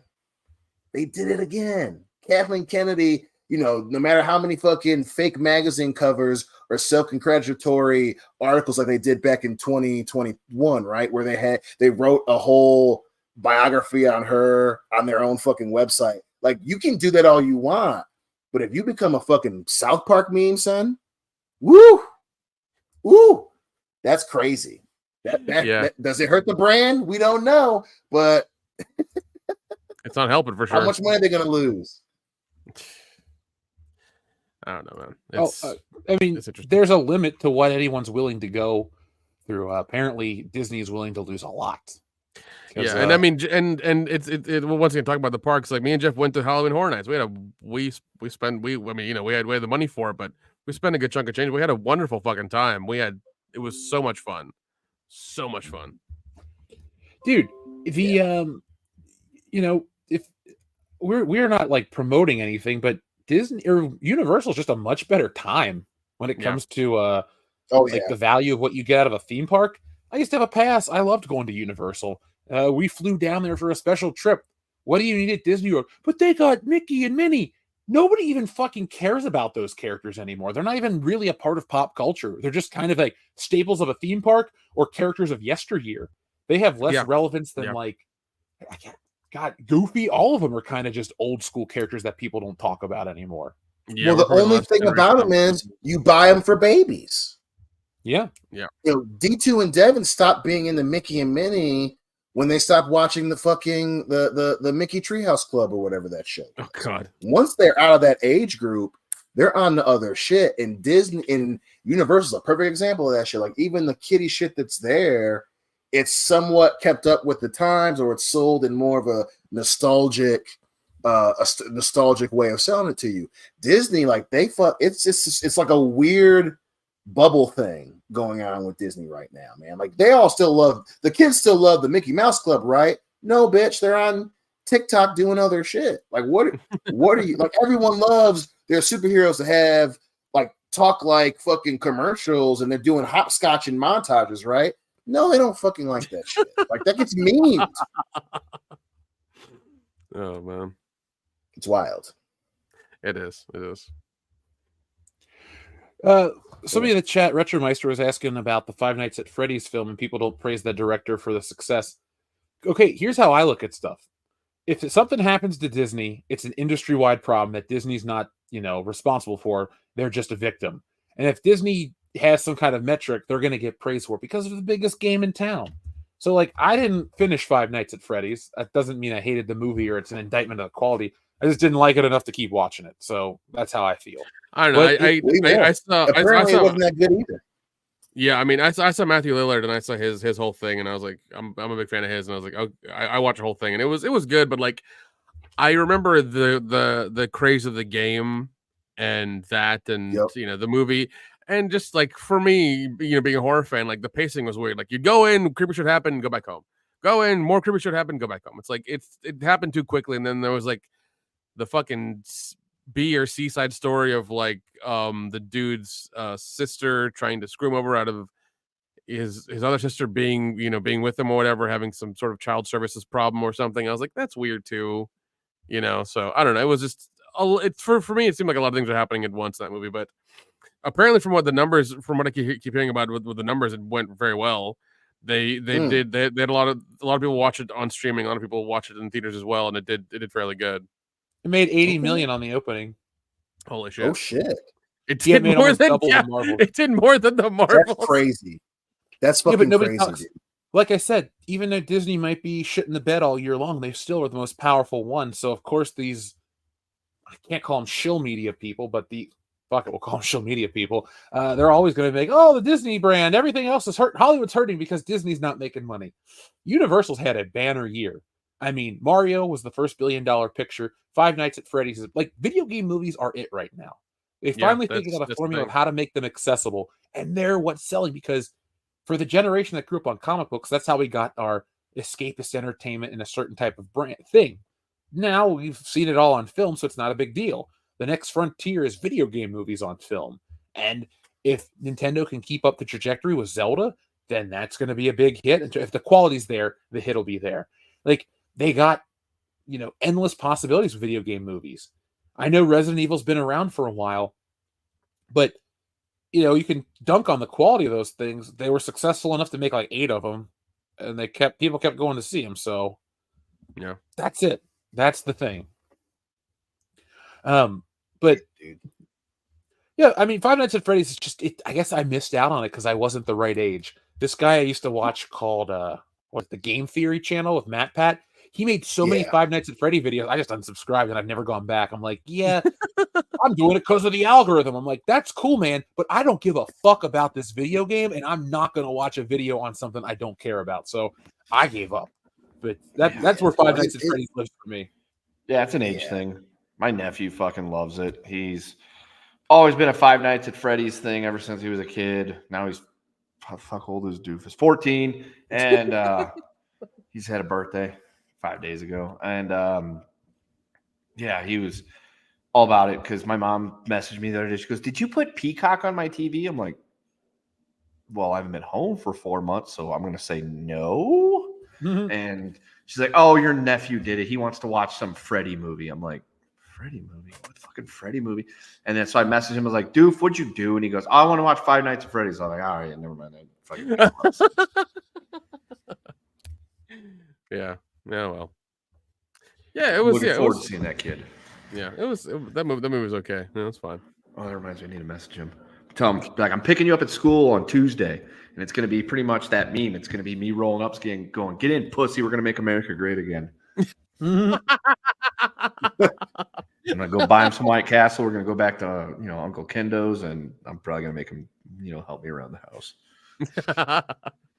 But it'll sound like it'll be fun. And then I'll be like, "Hey, you want to shoot this gun?" Be like, "All you shoot is BB guns. Here's a man's gun." Why don't you just, lump this trip in with Christmas and take him out on that helicopter? I don't have a helicopter, or else I would. Don't lie to the audience. You got your Huey. Yeah, Richie Rich. You got a McDonald's in your helicopter. The closest thing I have to a Huey is when Huey Lewis in the News comes on fucking serious in the car. That's the closest I've ever come to having a Huey, is whenever It's Hip to Be Square comes on going down Interstate 40. I think that's their best song. Is it because it's their best song, or do you think it's their best song because you've got fond memories of watching Paul Allen get killed with an axe to the face, and he liked it while listening to that genuinely think it's their best song because it's the one. I don't even listen to The Power of Love as often as I used to, but every time Hip to Be Square comes on, I'm like, yes. It is. And I felt that way for like 5 years. Yeah, that's probably their best song. But no, Doofus actually, for his birthday, my sister stupidly bought him like a fucking PC gaming setup. Oh God. Oh. So because she posted something on like Facebook like 5 months ago. What all do I need for a PC gaming setup? And her friend's like, "Oh, you got to get a monitor and a keyboard." I'm like, "You need about $1,500." Yeah. A monitor and keyboard. That's a start. I was like, That's a you need start. $1,500. And I thought that was going to dissuade that because she don't even have $15. And no, it didn't. There was pictures on Facebook the other day of him getting his birthday gifts, and there's a fucking monitor and a computer. He's got a gaming setup because I was like, hey, Doof, what do you want for your birthday? He's like, Steam gift card. I'm like, fuck. Okay. You've lost the kid to the PC Master Race, Kendo. Just give it up. Whatever. I'll give him like a couple $100 on Steam and be like, here's your Christmas and your birthday. There you fucking go. wackadoo. Go get Deep Rock Galactic. Maybe we can play together. I watched this damn game. It's called like Beam.ngl. It's just this car simulator where people crash and there's like a percentage counter of what the survival rate would be. Yeah. I really want to play that game. That's what's up. Yeah. Oh god, that reminds me of that reminds me of that one game, Paradise something, where it was like where you'd have to crash the car and stuff like that as well, and you get points for it. Flat Out or Paradise City? Paradise City, maybe Paradise City, yeah. Oh, Burnout Paradise City. There you go. Thank you. Burnout. Yeah, Burnout's what it is. Yeah, dude, that was a lot of fun.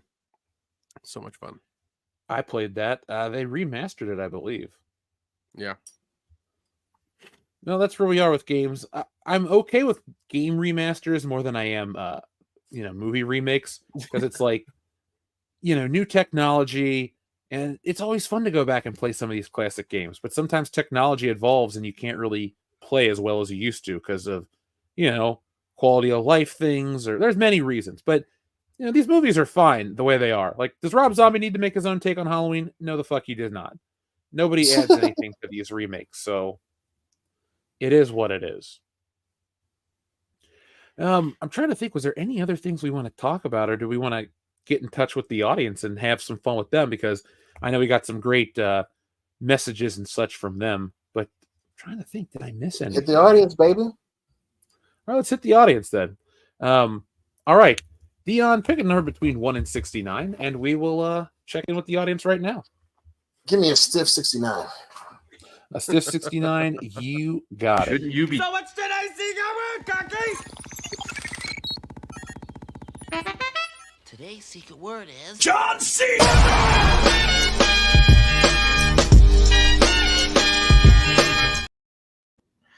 I was going to say, shouldn't he be giving the stiff 69? But then against 2023, I don't judge. Yeah. Yeah. We love our Dion just the way he is. Thanks, guys. You're the real MVP, dog. Our friend Space Monkey 0899 sent a super chat before we were on the air. He says, "Let us all gather around and warm our hands as we enjoy the eternal dumpster fire that is Disney, Marvel, Star Wars. It belongs to fans, not corporations." Shit, tell Disney that.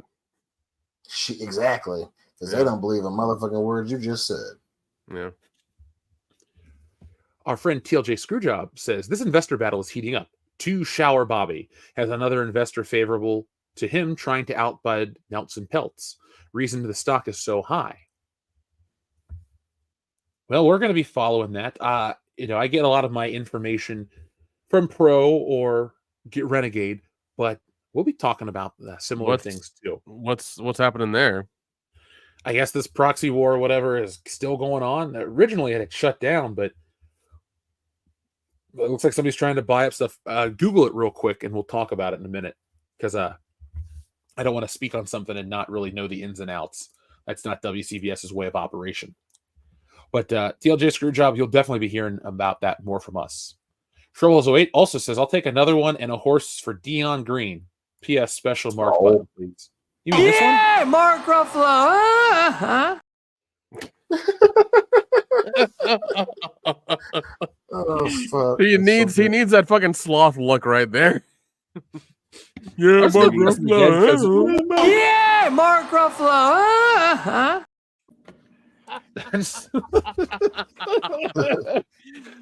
He needs somebody needs to fucking AI or Photoshop that shit. Fucking Mark Buffalo. Yeah, somebody needs to make that fucking spoof. Somebody needs to make that spoof Twitter account and pay for it to be like, have the check mark next to it. Yeah, well, Dude, what happens? Ruffalo. Mark Ruffalo's going to go, "Somebody is impersonating me and trying to defame my character." It's like, dude, We You read did a your good review. enough job. You did a good enough job doing that yourself there, bud. Yeah. The Mark Ruffalo channel is just, or the Twitter is just retweeting his real tweets. That's it. That's all it is. Oh, And God. also pictures Yeah, of seriously. Noah's the Hulk. This is also a request.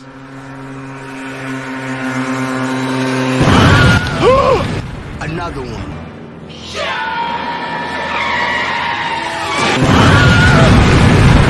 Another one. Another one. Another one. Another one. R.I.P. Good to see that guy back. I'm glad he's doing well. Oh no, he dead. Oh, okay. My bad. Now, Dion's about to die right Who now. are you?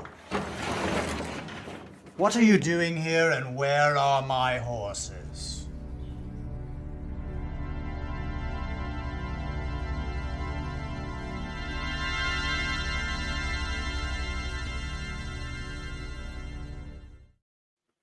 Ugh.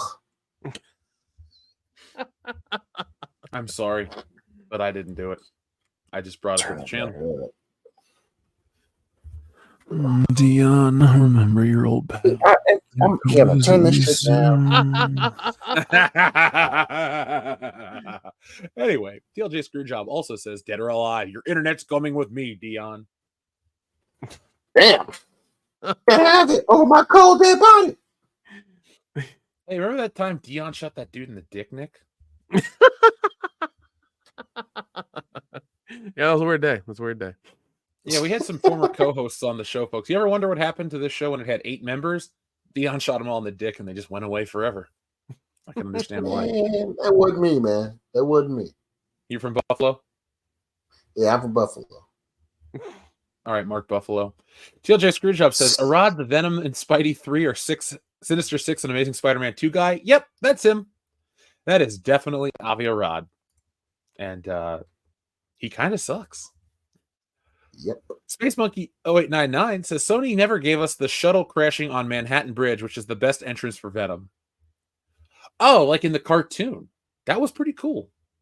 I am a fan of the Secret Wars version where Spider-Man gets zapped off to another planet and, you know, comes in contact with that alien goo. But since that would require too many films to make, I would accept the space shuttle crash. That's where Spider-Man 3 fucked up. A meteorite just happens to hit the ground. You didn't set up John Jameson for nothing in the second movie, right? Guess so. Exactly.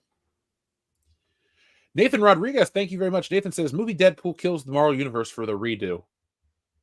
Sign me up. I check it out. Hell yeah. Everybody. Enrique Vasquez. Can't wait. I was going to say, can't wait for Deadpool 3. It looks, the last 2 have been real fun, so hopefully 3 is good. It's the only Marvel movie next year, Nick. So well, I guess we'll all go see it for the channel. Sounds good. Enrique, thank you very much for being a friend and a member of the channel. He says, Hail WCBS, are you guys going to pick up any Black Friday deals? Best Buy has some good deals for 4K movies. Jeff, even Lego Store can't sell Marvel. Oh, that's 100% true. Yeah, Nick, you're the Lego guy, man. Dude, I think they do have like the Stark Tower, they're the Avenger Tower that's coming out soon, or it's already come out. That's their big Marvel set. But I think people are getting that because of the minifigs, mostly. That's really what they're wanting, because they can, you know, pull those out and sell those individually later if they want to. So I don't know, but yeah, man, a lot of the Marvel stuff is a lot of the stuff, especially the weird things that they have coming out now or have had in the past, just have not done very well. They're still on shelves. They're still in the store. They've been discounted on the Lego site by, you know, as recently, and nobody wants them. Now, to answer your question about, Black Friday deals, maybe I'll find some cheap movies, but realistically, I don't need much. I got a TV. I got a 4K player. I have action figures. Like, there would have to be something crazy for me to, like, open up my wallet and go, oh, I got to own this. Like, I picked up Super Mario Brothers the other day. I picked up Top Gun Maverick. I picked up Enter the Dragon. I picked up National Lampoon's Vacation. I picked up Pulp Fiction. Nice. Those have been my Black Friday purchases so far. Yeah, no, I'll definitely comb the sites for some Black Friday stuff and see what kind of 4K movies they got and see if there's anything I want. Well, hold on. The Godfather is only $8 on 4K. Oh, there you go. Oh shit. Speed is $8. Interstellar is $8. But John Wick Chapter 4 is Speed is Speed on 4K. There's a fun movie I used to watch a lot as a kid. Oh my god. Well, I'm taller. I personally don't plan on buying anything on Black Friday or African American Friday, as it should be called. But I'm sure my bank account will be spending some of its time shopping for stuff because I've already heard about that. It's all these things that we have listed down that we can't wait to buy the day after Thanksgiving. I'm like, I am glad I will be 1,200 miles away. Nick, The Mist is on 4K for $12. I don't know how I feel about that movie. That movie fucks with me a little bit. I'm sorry. That ending is fucking terrible. That's why I love it. And also, like, the fact that those people have been in that grocery store for like 72 hours and they become feral really fucking quick terrifies the shit out of me. The new Mortal Kombat's only $6. I can skip it. No, that's not.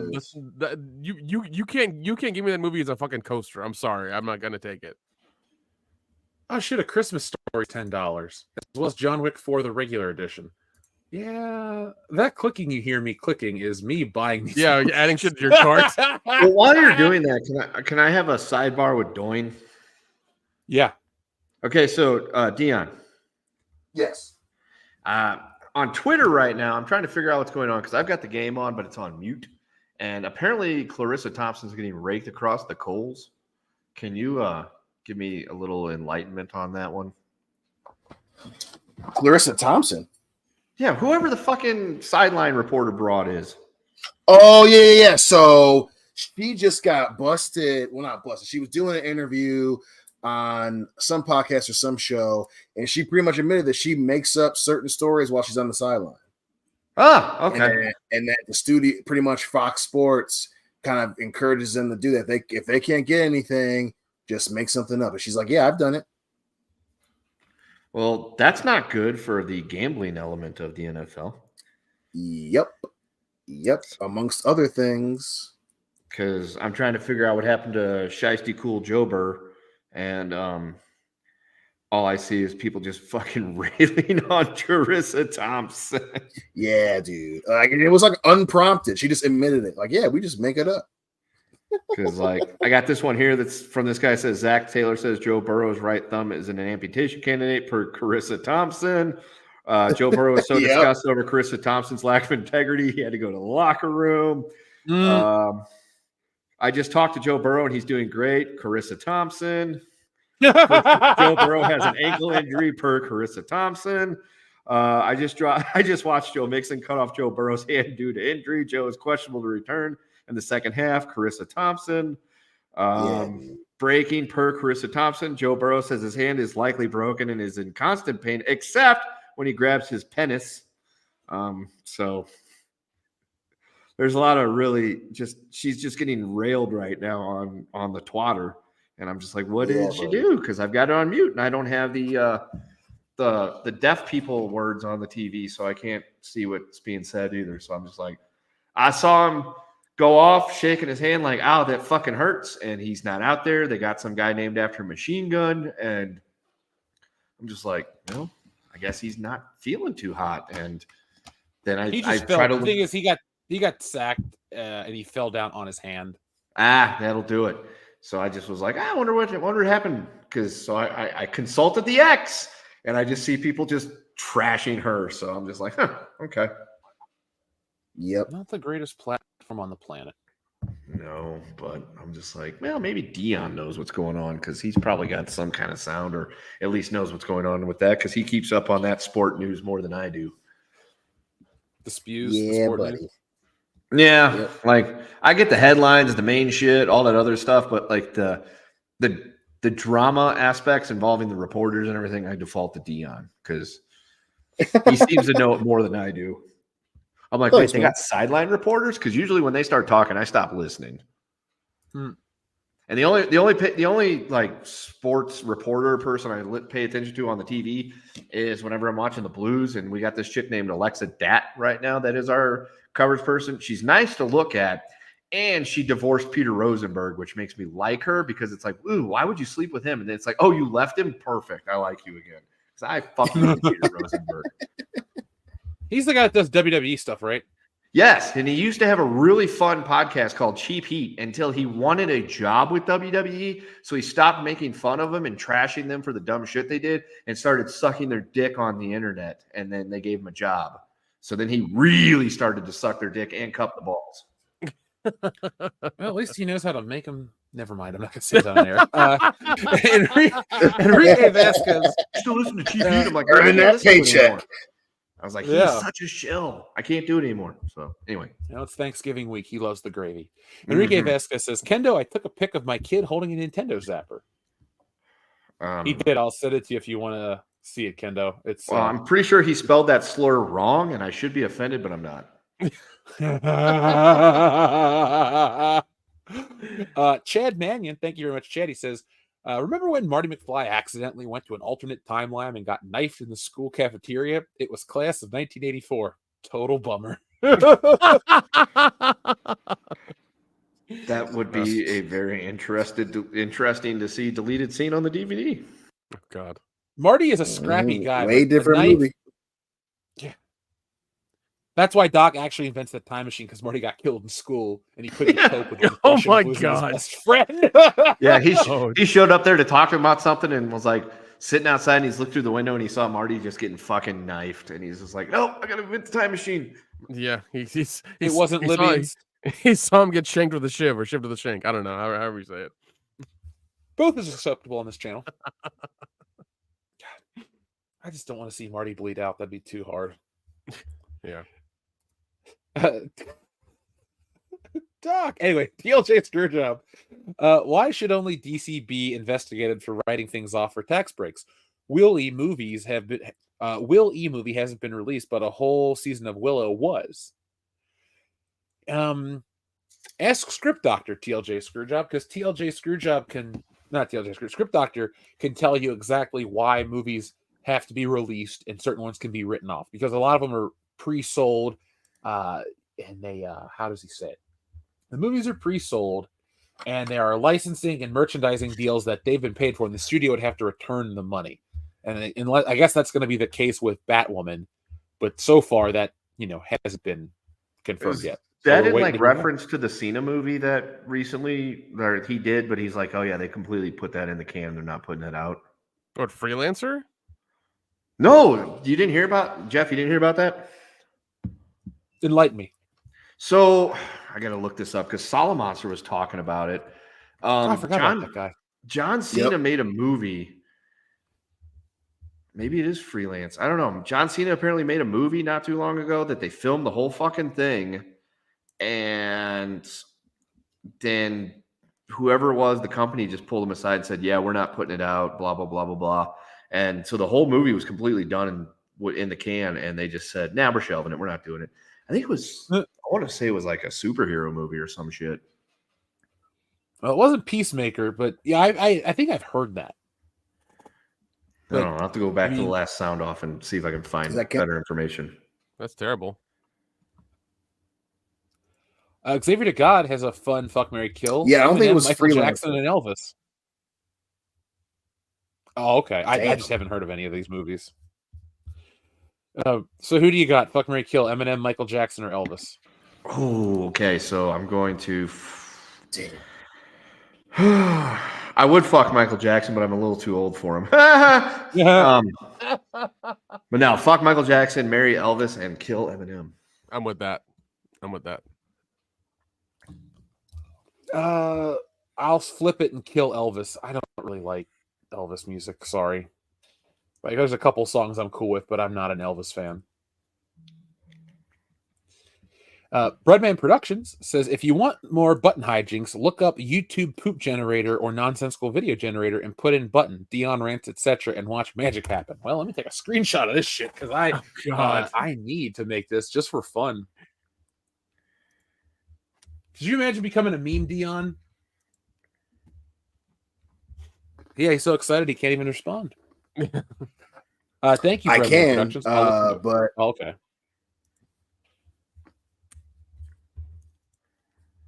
But what? Oh, he's dead. Yeah, he's goner. Our friend Canadian Spider-Man says, "We love Star Wars. Still waiting on my copy of Stealing Solo. Who do I have to kill? Can't wait to read it. Contact info, please. Awesome show." Well, since you're Canadian, I'm assuming your initials are JJ because I'm looking at our orders. You ordered the book on the 7th at 8:28 p.m.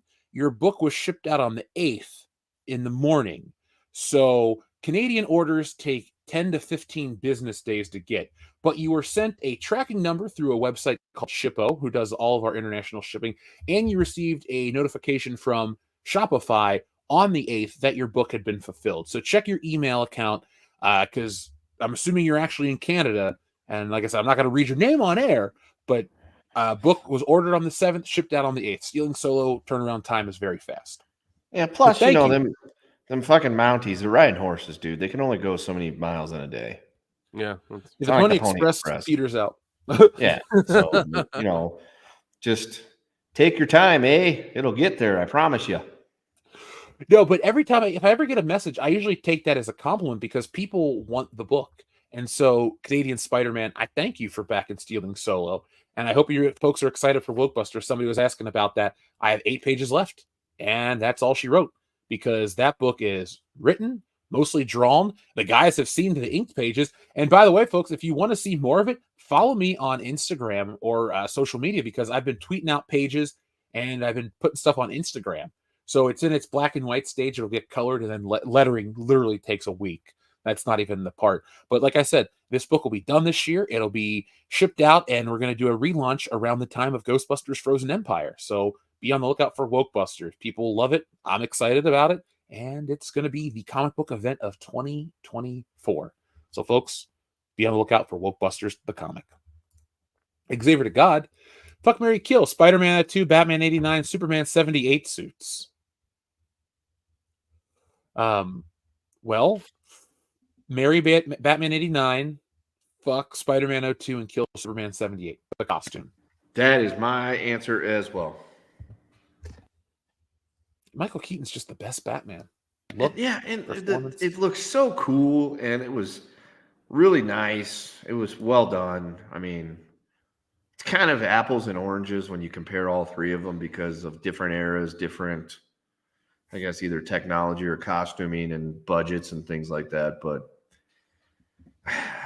at the end of the day, Christopher Reeve was just wearing like leotards and in a way. Not to take anything, I was gonna say not to take anything away from it. Fucking first Superman and second Superman are fantastic movies, but agree. Yeah, he was just wearing, lycra or whatever that fucking shit's called, and Keaton had an awesome suit, and Keaton couldn't move his fucking neck. He had to move his whole body to look anywhere. Yeah, he had a really good suit, and Toby had a good suit too. That was probably more than just leotard, but also mostly probably leotard.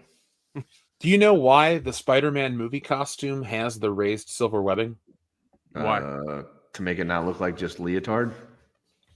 Well, that's partially kind of the reason because the lenses used for that movie couldn't pick up the black webbing on the red, so it just looked like he was wearing a red and blue suit. So through multiple testings, that's why they ended up going with that raised silver webbing. It wasn't to cash in on the Matrix craze, because there are pictures of the original designs where he has white lenses instead of silver and all that, but they use that to tie it together. So okay, so it was Spider-Man. Okay, so it was a camera test thing. Gotcha. That makes sense. It works because it looks good. Yeah, it's weird. The way the way I read the factoid years ago was the camera technology wasn't advanced enough to show the costume properly. I'm like, that's a weird way to phrase it, but there we go. Yeah, because I'm sure they weren't shooting at 4K back then, and they still were they were still in the process of going from film to digital. They were in that weird. I think all the Spider-Man films are shot on film. Oh, that's interesting. Yeah, because remember, Spider-Man, the first one predates Attack of the Clones, and Attack of the Clones was the first theatrical film shot digitally completely. Gotcha. And then I'm going to go with Spider-Man 2 and 3 were also shot on film. At least 2 shot on film. I don't know about 3. But Spider-Man 3, even though it's a bad movie, it looks really good. If you watch it in like 4K and you look at the CGI, the models are obvious at times, but they're way more detailed than like today's CGI models. So there's a silver positive lining for that cloud. Mm-hmm. Isato Fortune, thank you very much. She says, Jeff, I just booked a trip to Universal Studios Orlando next summer. What is a must ride or stuff you recommend? Dead Pokemon, please. You should go to the Island of Adventures and see the Spider-Man stuff, because Universal signed a permanent contract with Marvel, so they can use all the Marvel characters at the Island of Adventure, even though Disney has them as well. So it's kind of funny. It's like a weird legality loophole and a fuck you to Marvel. So check that out. Get yourself a turkey leg. Now, I'm more of an expert on the Universal Park in Hollywood, so I can't tell you everything to do at the Florida one. But if Nintendo World's open by the time and that's 2025, they're opening shit. I was like, go to Nintendo World. That is the place to go. The food was good. The ride was cool. It feels like you're immersed in Nintendo land. So I absolutely loved it. I mean, I would say do the Men in Black experience. You get to shoot aliens while you're in a little fucking thing. What else? There's the oh god, Hulk do ride. the Fast and Furious ride. It's terrible. Yes, dude. Oh, Yeah, it is awful. But I hate that ride. Yeah, it's all on the Earthquake isn't thing. it on the earthquake. Yeah. Yeah, so it's on the old earthquake ride, because in LA you're on the bus or whatever, but in Florida it's all on the one ride. So definitely go and see that, man. That shit is so awful. God, the acting's so bad. Like, It is. Oh my god. Also, do the Revenge of the Mummy ride. That one is actually fun and actually good. There's a makeup show they do about horror makeup that's really awesome to go watch. I think it's like 20 to 30 minutes, something like that. Go check that out. I don't know. Go have an overpriced Duff beer, I guess. I don't fucking don't worry about the Florida ride. Fuck The Simpsons ride is good. The Simpsons ride in the Florida Universal's great. Definitely go to the Simpsons. I hold a grudge because it replaced Back to the Future, so the Simpsons can go take a leap. I don't blame you. The Spider-Man ride at Florida, is awesome. Definitely go see that. Definitely they remastered it in 4K. Yeah, they did, man. It looks fantastic. We should film an episode of the show in 4K for no reason, just because we can.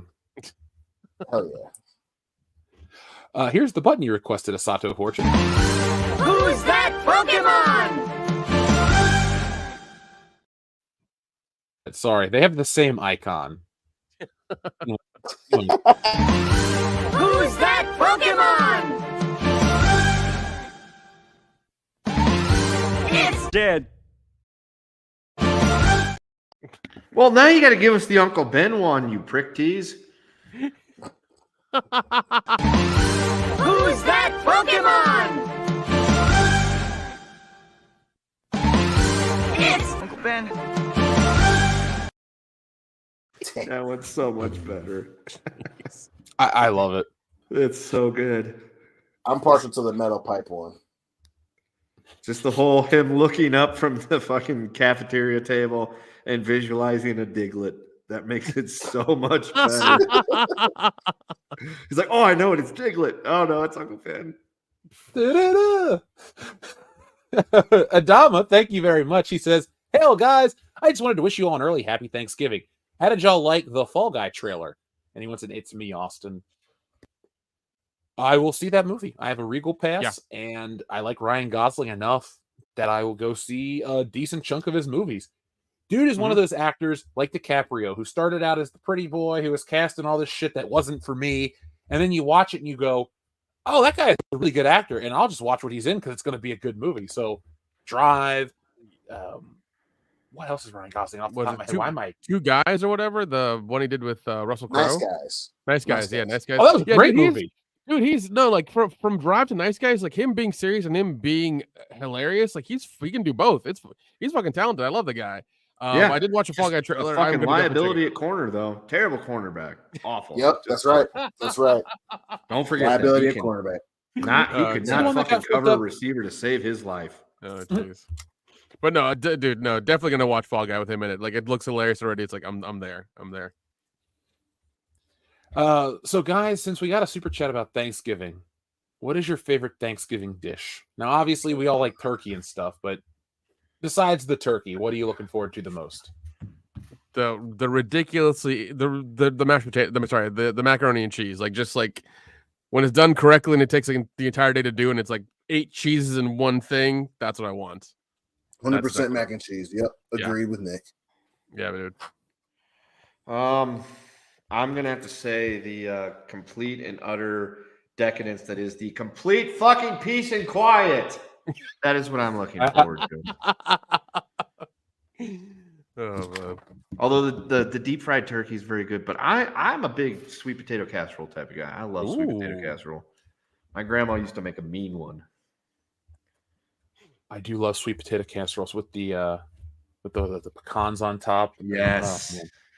Yes, so good, so good. But that is not to be outdone by the complete and utter peace and fucking quiet that I will be enjoying on my Thanksgiving. I guess to answer, I really like the cranberry sauce or stuffing, mashed potatoes and gravy. Always, to me, the best part about Thanksgiving, the meal, is just you get a big plate and you just pile everything on top of it. And you're just like, oh, it all goes together so well. Yeah, and you can get seconds and thirds and nobody bats an eye.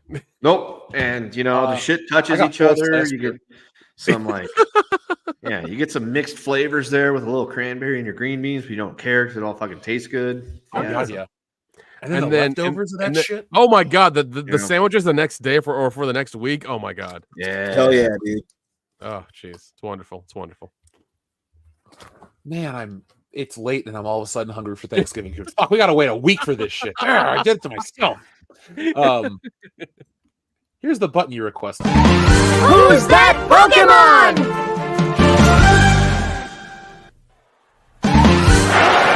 It's me, Austin! Oh, son of a bitch!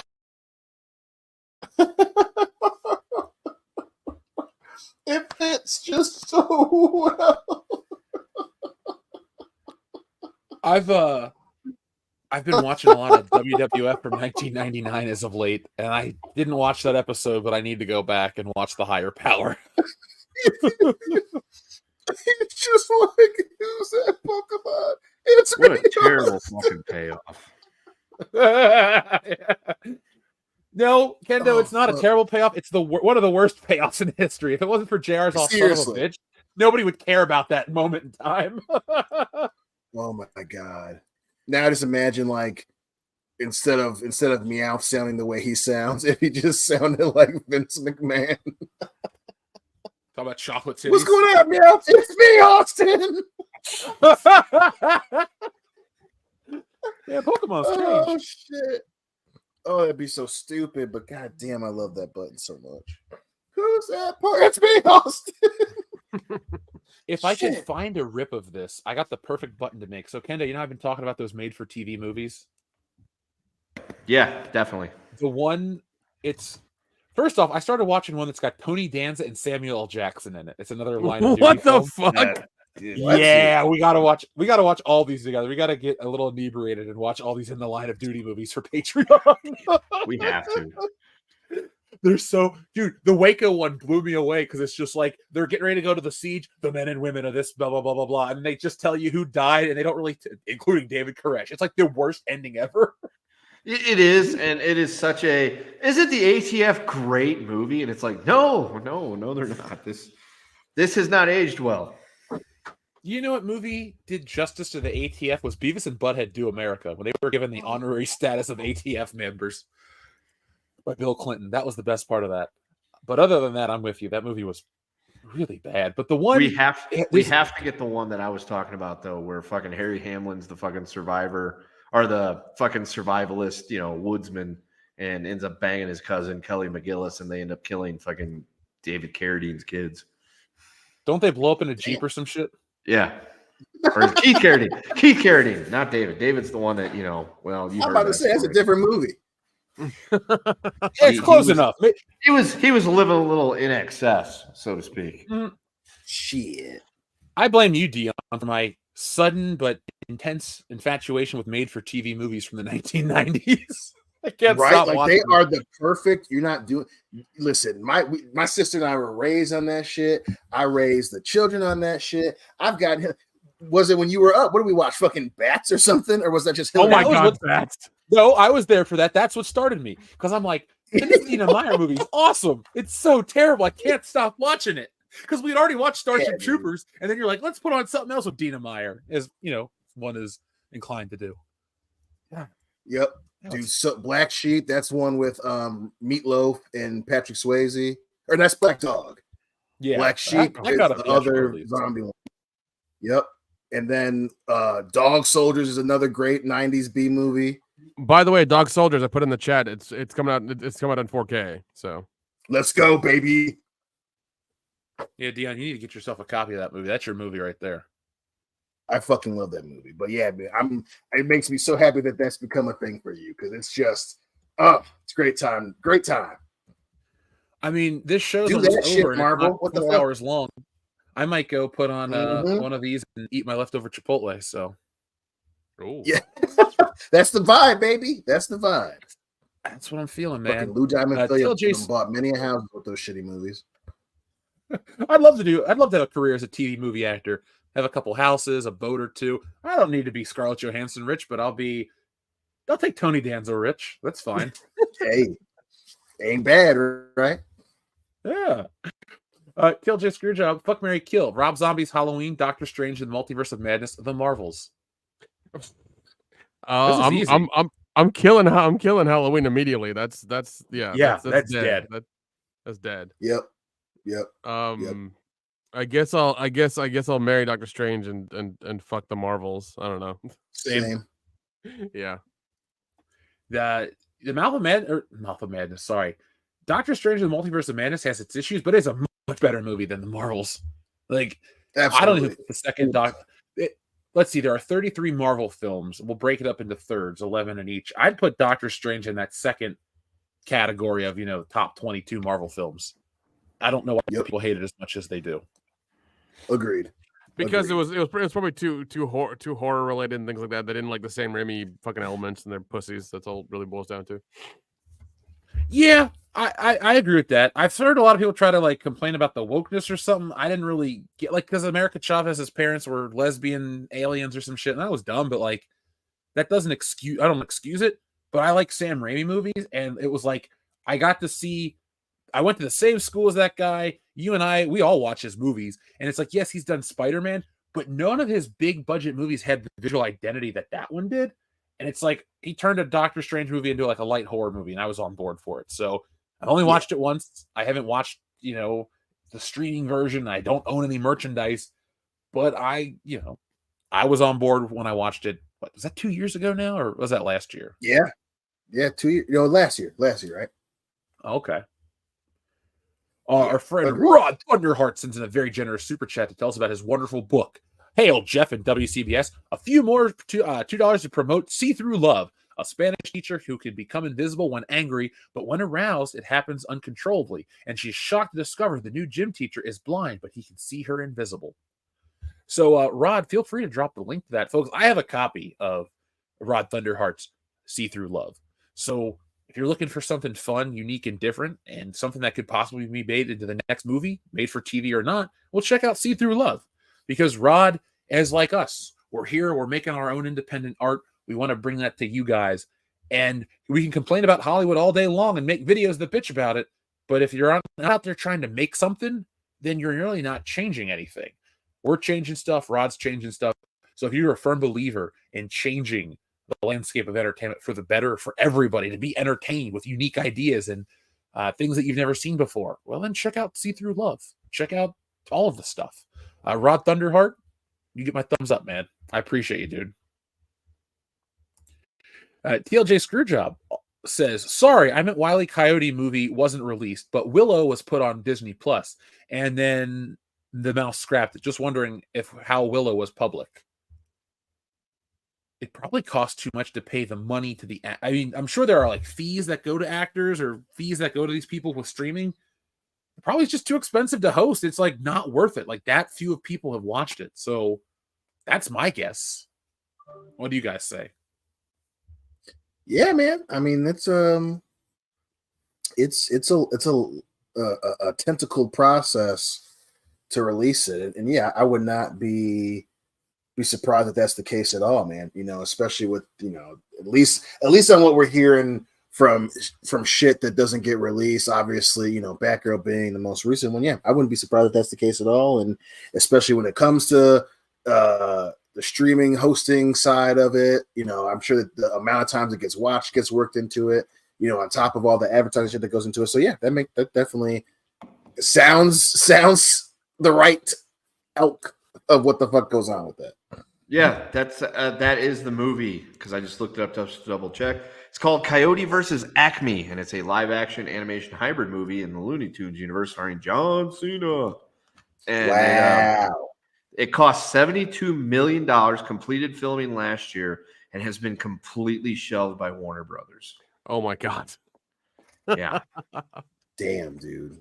Yeah. So it's completely. Here's the thing about the 5 craziest things about it being canceled. It wasn't the first time WDB pulled a movie trying to crack the kids and cancels a kids movie. Never saw a Coyote vs. Acme trailer. We didn't.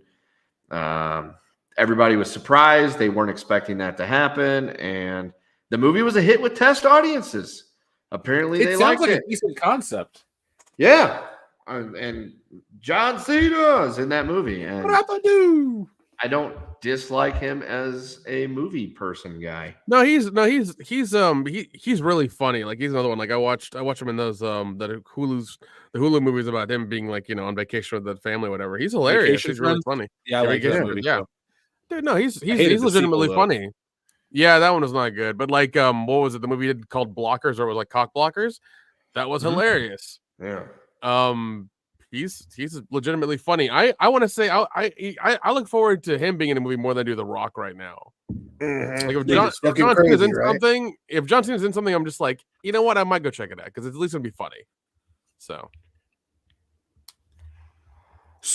we'll have a PO box early December. So if you guys want to send anything, we'll do like a Christmas open stream. But thank you for the interest. I keep forgetting to set it up, with channel stuff and finishing his books and, other promotional things we're doing behind the scenes and working on covers and pinups from other publications. Like, a lot of stuff's going on. But we'll get the PO box. Last time we did it, it was so much that the people at the post office were like, "Can you come in every couple days?" Because people would send this shit like crazy. So yeah. But I'm thankful for it. Xavier to God says in 2 messages, thank you, Xavier to God. Fuck, marry, kill, Iron Man 3, Thor 2, or Age of Ultron. I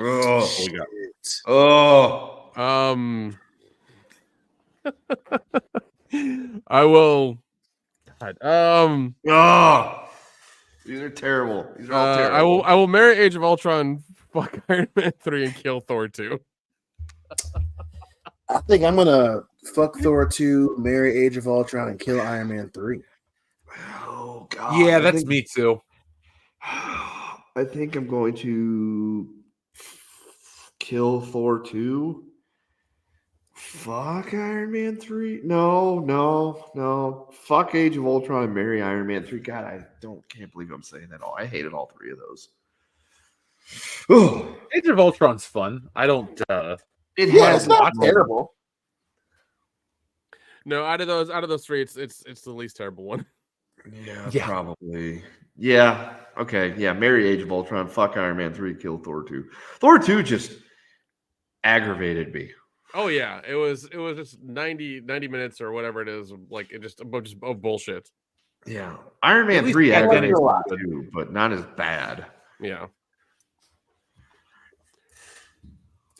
Xavier God also says, what was worse, Jared Leto Joker or Morbius? Joker, 100% Joker. Especially because that first trailer, that first trailer for Suicide Squad was a really good trailer, and it just was so far from what we deserved, man. 100%. Dude, when they released the first picture of him as Joker, I was just like, I think Kenneth said it best. He was like, well, what fucking hot topic version of Joker is this, or something like that. I was like, yeah, you're not wrong. Morbius is stupid, but his version of the Joker does a complete disservice to the character. Like, I get the whole, I'm going to give it my own spin. Jack Nicholson did it. Heath Ledger did it. Cesar Romero even fucking did it.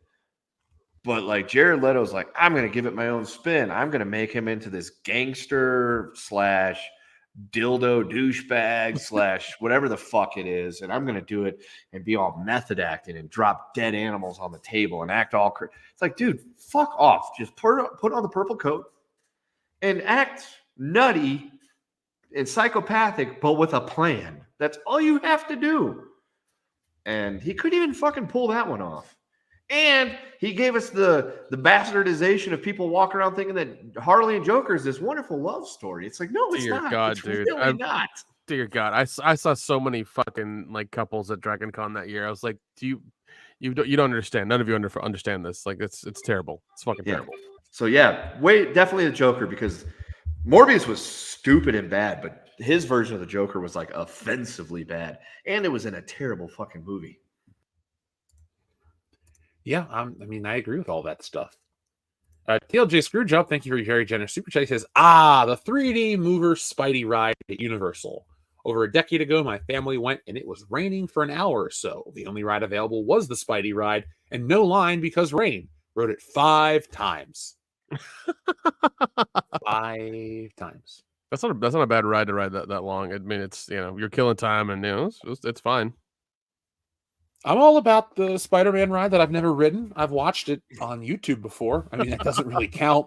But when we were down there, I was like, I want to ride the Spider-Man ride. And then we're like, it's at a different park. I'm like, well, shit. So, you know what we can do next time is we can make a full day out of it. Early, we'll go to Islands of Adventure the first part of the day. Second part of the day, we'll go to the other park at night and just do the horror night stuff. You're speaking my language. Yeah, man. We'll we'll also gonna. We'll plan it out like that next time. We'll make sure we'll add that to it. We'll add that to it for sure. Look, we should celebrate. We'll keep growing our channel. We'll celebrate by doing both coasts, Universal, because we'll go to the Hollywood one. I'm like, yeah, Hollywood Horror Nights. Let's do it up. Oh my we'll go God! to In-N-Out Burger. We're just gonna get a shitload of cheeseburgers. Then we're gonna be like 3 days. I need a food day. Look at my old neighborhood day. Okay, I need like 5 minutes for that because I really don't want to go back there. But yeah, let's say so 2 days. 2 days. Yeah. Well, there's another day we can hang out and do something else, but I won't talk about that on air. There you go. Well, I mean, you don't even need to do that anymore because you've got it where you are right now. So, not until the end of 2024. Really? Yeah. Till the end? Oh, motherfucker. Damn. Yeah, the news just came out. I'll tell you. We don't talk about no. It's fine. Well, I mean, you can go 4 hours northwest and still be fine. Yeah. Even in fucking backwards ass Missouri, as soon as that thing went legal, it didn't go into effect for a couple months, but people were already popping up tents and nobody was enforcing it. Well, Ohio's really fucking lame. Our governor sucks. I didn't vote for you, Mike DeWine. Anyway, moving on. Adama, thank you very much. He says, hey guys, I've been listening to the Jim Cornette recently, and he makes me laugh. What are your guys' thoughts on the SmackDown and NXT TV rights change? Well, I will not be watching. I don't watch CW, so I won't be watching NXT. Now, I don't know if anything's going to be leaving Peacock. I kind of like my wrestling to show up on Hulu the next day and then Peacock as it's live. So that's kind of my take is I won't be watching SmackDown anymore. I watched it live on Fox because it's not on cable. And a lot of times when I moved back home, I'm like, oh, it's Friday night. What do I got to do? Let's see what's up with SmackDown. And that's how I got into LA Knight because I'm like, fuck, somebody I can actually cheer for and watch each week. So it's going to hurt my wrestling viewing. Will I stop watching the PLEs or pay-per-views? No, I will not. I will continue to watch those, but I'm not going to follow WWE around. But I do have to say, it's kind of funny why they changed TV rights because wrestling fans are cheap. That's literally what they said. Wrestling fans do not make money on advertising. Vince McMahon has created a wonderful economy for himself where they'll buy wrestling T-shirts and belts and not defend those belts like jabronis, but they won't spend shit on other stuff. And, wrestling fans, if you don't like it, it's kind of your fault too. I still buy lugs. I got my JVC Power boombox. Yeah, did you buy your stacker too? Yeah. Your ICO Pro?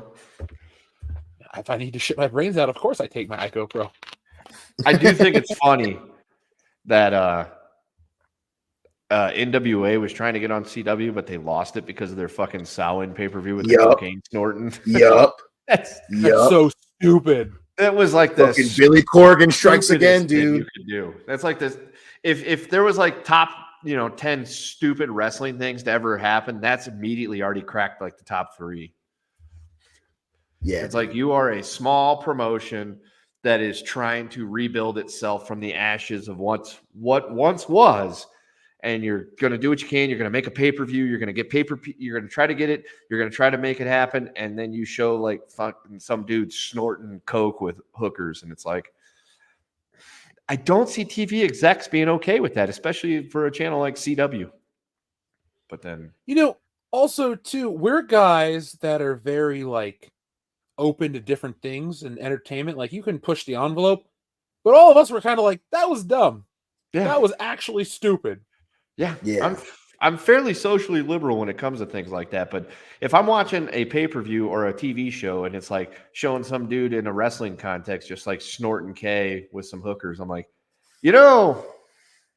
might be a bit too far. Even and I'm just thinking of outside the box as a parent and whatnot. And that's weird to even fucking say it today. It's like, do I really want my kid? Do I want to have to answer those questions about what that guy was doing to my kids? No, I don't. I really don't. And way to go, Billy Corgan. Way to go. The world is a vampire, and it sucks just like you do in your fucking bookings. It just is so funny too because they had Tyrus as their fucking champion. Yes, and this is on the Finally heels of got them rid of giving it. the fucking Funkasaurus the title belt. Yeah, like you finally got rid of him. You put it on EC3, which people were kind of excited about, and you did that. I Come wasn't on, excited. Our friend Empaw says, so last time I gave y'all a choice of time traveling with time traveling friend. This time you must choose who will you join on a night of drinks, gambling, weed, and strip joints. Jack Burton or Castor Troy? Oh, shit. Jack Burton easily. Yeah, I could survive Jack Burton because he's not going to try to fucking kill you afterwards. Right. I feel like Castor Troy's going to push you out of the car and you're just going to get hit by a bus. Yep, that dude's crazy. Give me a ride on the Pork Chop Express. Yeah. Oh yeah, no. Definitely Jack Burton. Easily. And like he's Plus- had really good luck, so it's fine. Yeah. Exactly. Plus, he'll take you to Little China. You'll be able to get some really good food and maybe a hua. Maybe a green-eyed Asian girl. Gracie Law's on the job, guys. I like how we just threw Nicolas Cage under the bus as I'm currently wearing my Nicolas Cage t-shirt. Like, I do not want to... The real Nicolas Cage, I'll party with. Castor Troy, no. I don't thank know, you. man. I don't know if we ever end up with the real Nick Cage. I'll be very wary. I'm gonna be like, I don't know what's gonna happen. I will power through. I think that'll go really well because there is no gray area there. It's either gonna No, be that's a super problem. There boring. isn't. It's gonna be like really high highs and really low lows. It's gonna be He's either going to sit there and just talk to you about the minutia of the movies he's made, or he's going to be like, let's go do this. Let's go do this. Let's go do this. And it's like, buckle up because either one of those is going to be a fucking ride. So there you go. Yeah. I mean, it'll definitely be a story either way. He's picking up butts from the ashtray, yelling, "How to get burned? How to get burned?" It'll be great. And you can eat a peach for hours. It'll be amazing. Yeah. His soul is still dancing. Remember when we had that button and then YouTube yeeted it right away? It's like, damn, I know. I love that scene. There was a great fucking button because the look on his face too, where he's like zoned out with that weird fucking prison yard smile. Jeez. I bet you if Nicolas Cage was in charge of the CW network, NWA wouldn't have lost their TV deal. No, they bring it prime time. He'd be like, yes, we need that on at 7:00 on Friday and Saturday. No, man, put it on at Sundays right after church. People really be up. Yeah. Billy Corgan, you're a fucking genius. I Oh, still hate you for Zwan. I'm over the Smashing Pumpkins. That's a band. I'm like, I liked them for a while, but They existed. They didn't completely offend me in the 90s. But like I said, my beef with him is for Zwan.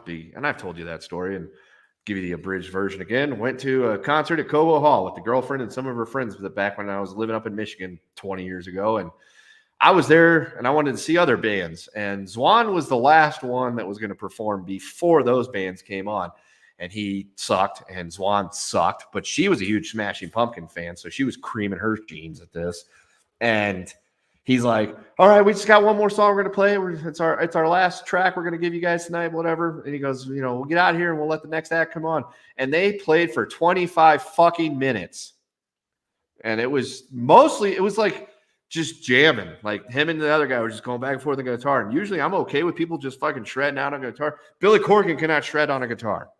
If Dave Mustaine's like, I'm going to stay here and I'm going to play for 30 minutes on the guitar and you're going to like it, I'm like, yes, you're right, I will. Billy Corgan, not so much. Pissed me off. Fuck Swan. Xavier to God, fuck, Mary, kill, Black Widow, Captain Marvel, and the Marvels. Can I just put this out there? None of them are that good. No. Yep. They're all mediocre. Beside the Marvels, is subpar. So we're not. Yeah. Well, I guess I'll have to. I have to marry Black Widow, even though I didn't like that movie. Yeah. I will fuck Captain Marvel and no, I'll fuck the Marvels and kill Captain Marvel because the Marvels is shorter than Captain Marvel. So it's like you're gonna get tortured. So would you rather be tortured for 90 minutes or 2 hours and 10 minutes? That's a good point. Yeah. That's a really good point. Okay. I'm gonna marry Black Widow, even though it was a pointless movie. I'm going to kill the Marvels because you guys told me how bad it is. And I'm going to fuck Captain Marvel because even though it's longer, there was things that were entertaining in it that had nothing to do with the main character. Fair. And the cat was kicking people's ass. So, I mean, that's always a positive. Last time I trusted somebody, I lost an eye. And then you go and you pet that damn cat in the next movie. Yeah, that was like the big selling point, too, was the cat Goose. He's a flirkin. He is. TLJ Screwjob says, when is the next great pop culture debate? And what are the topics? Shit, we can make it happen. We should make it happen. Well, let's make it happen. Should we treat it as a segment on the show or as an actual stream or its own video or what? We can do its own stream. I think that'd be real fun. Knock it out. I think we can get away with that one. Yeah, especially if you look at his next one about putting you and Dion together for Batman Begins versus The Dark Knight. I think we could actually get a good hour and a half out of that shit. Oh, 100%. All right, then let's make that early in the year 2024, or maybe even fucking throw it together next month. Do you want me to come up with some debate questions? I would like you to come up with some debate questions. That could help us with a quicker turnaround for great pop culture debates. If Kendo, you help us come up with questions or the proctor, stuff like that. I can do that because I do have some free time coming up now that my schedule has lightened up a bit. Well, there we go, folks. TLJ Screwjob, you have shown that WCBS listens to the audience. Ask and you shall receive here on the channel. Yep. All right, guys. So we've reached the end of an awesome show. It's under 3 hours, which is rare for us. Anything else you want to say before we put this baby to bed? Free yayo. Have a safe weekend. Yeah. Holiday weekend, yeah. Be sure to give thanks for all the things you have and lust after all the things you want. I will say, have fun with your families. Try to tolerate them if you have one of those families. Eat as much as you can. Come back next week and hang out with us some more. And today is Randy Savage's birthday, apparently. So, hey, all right. Happy birthday, Randy Savage. Yeah. Let's give him one of these.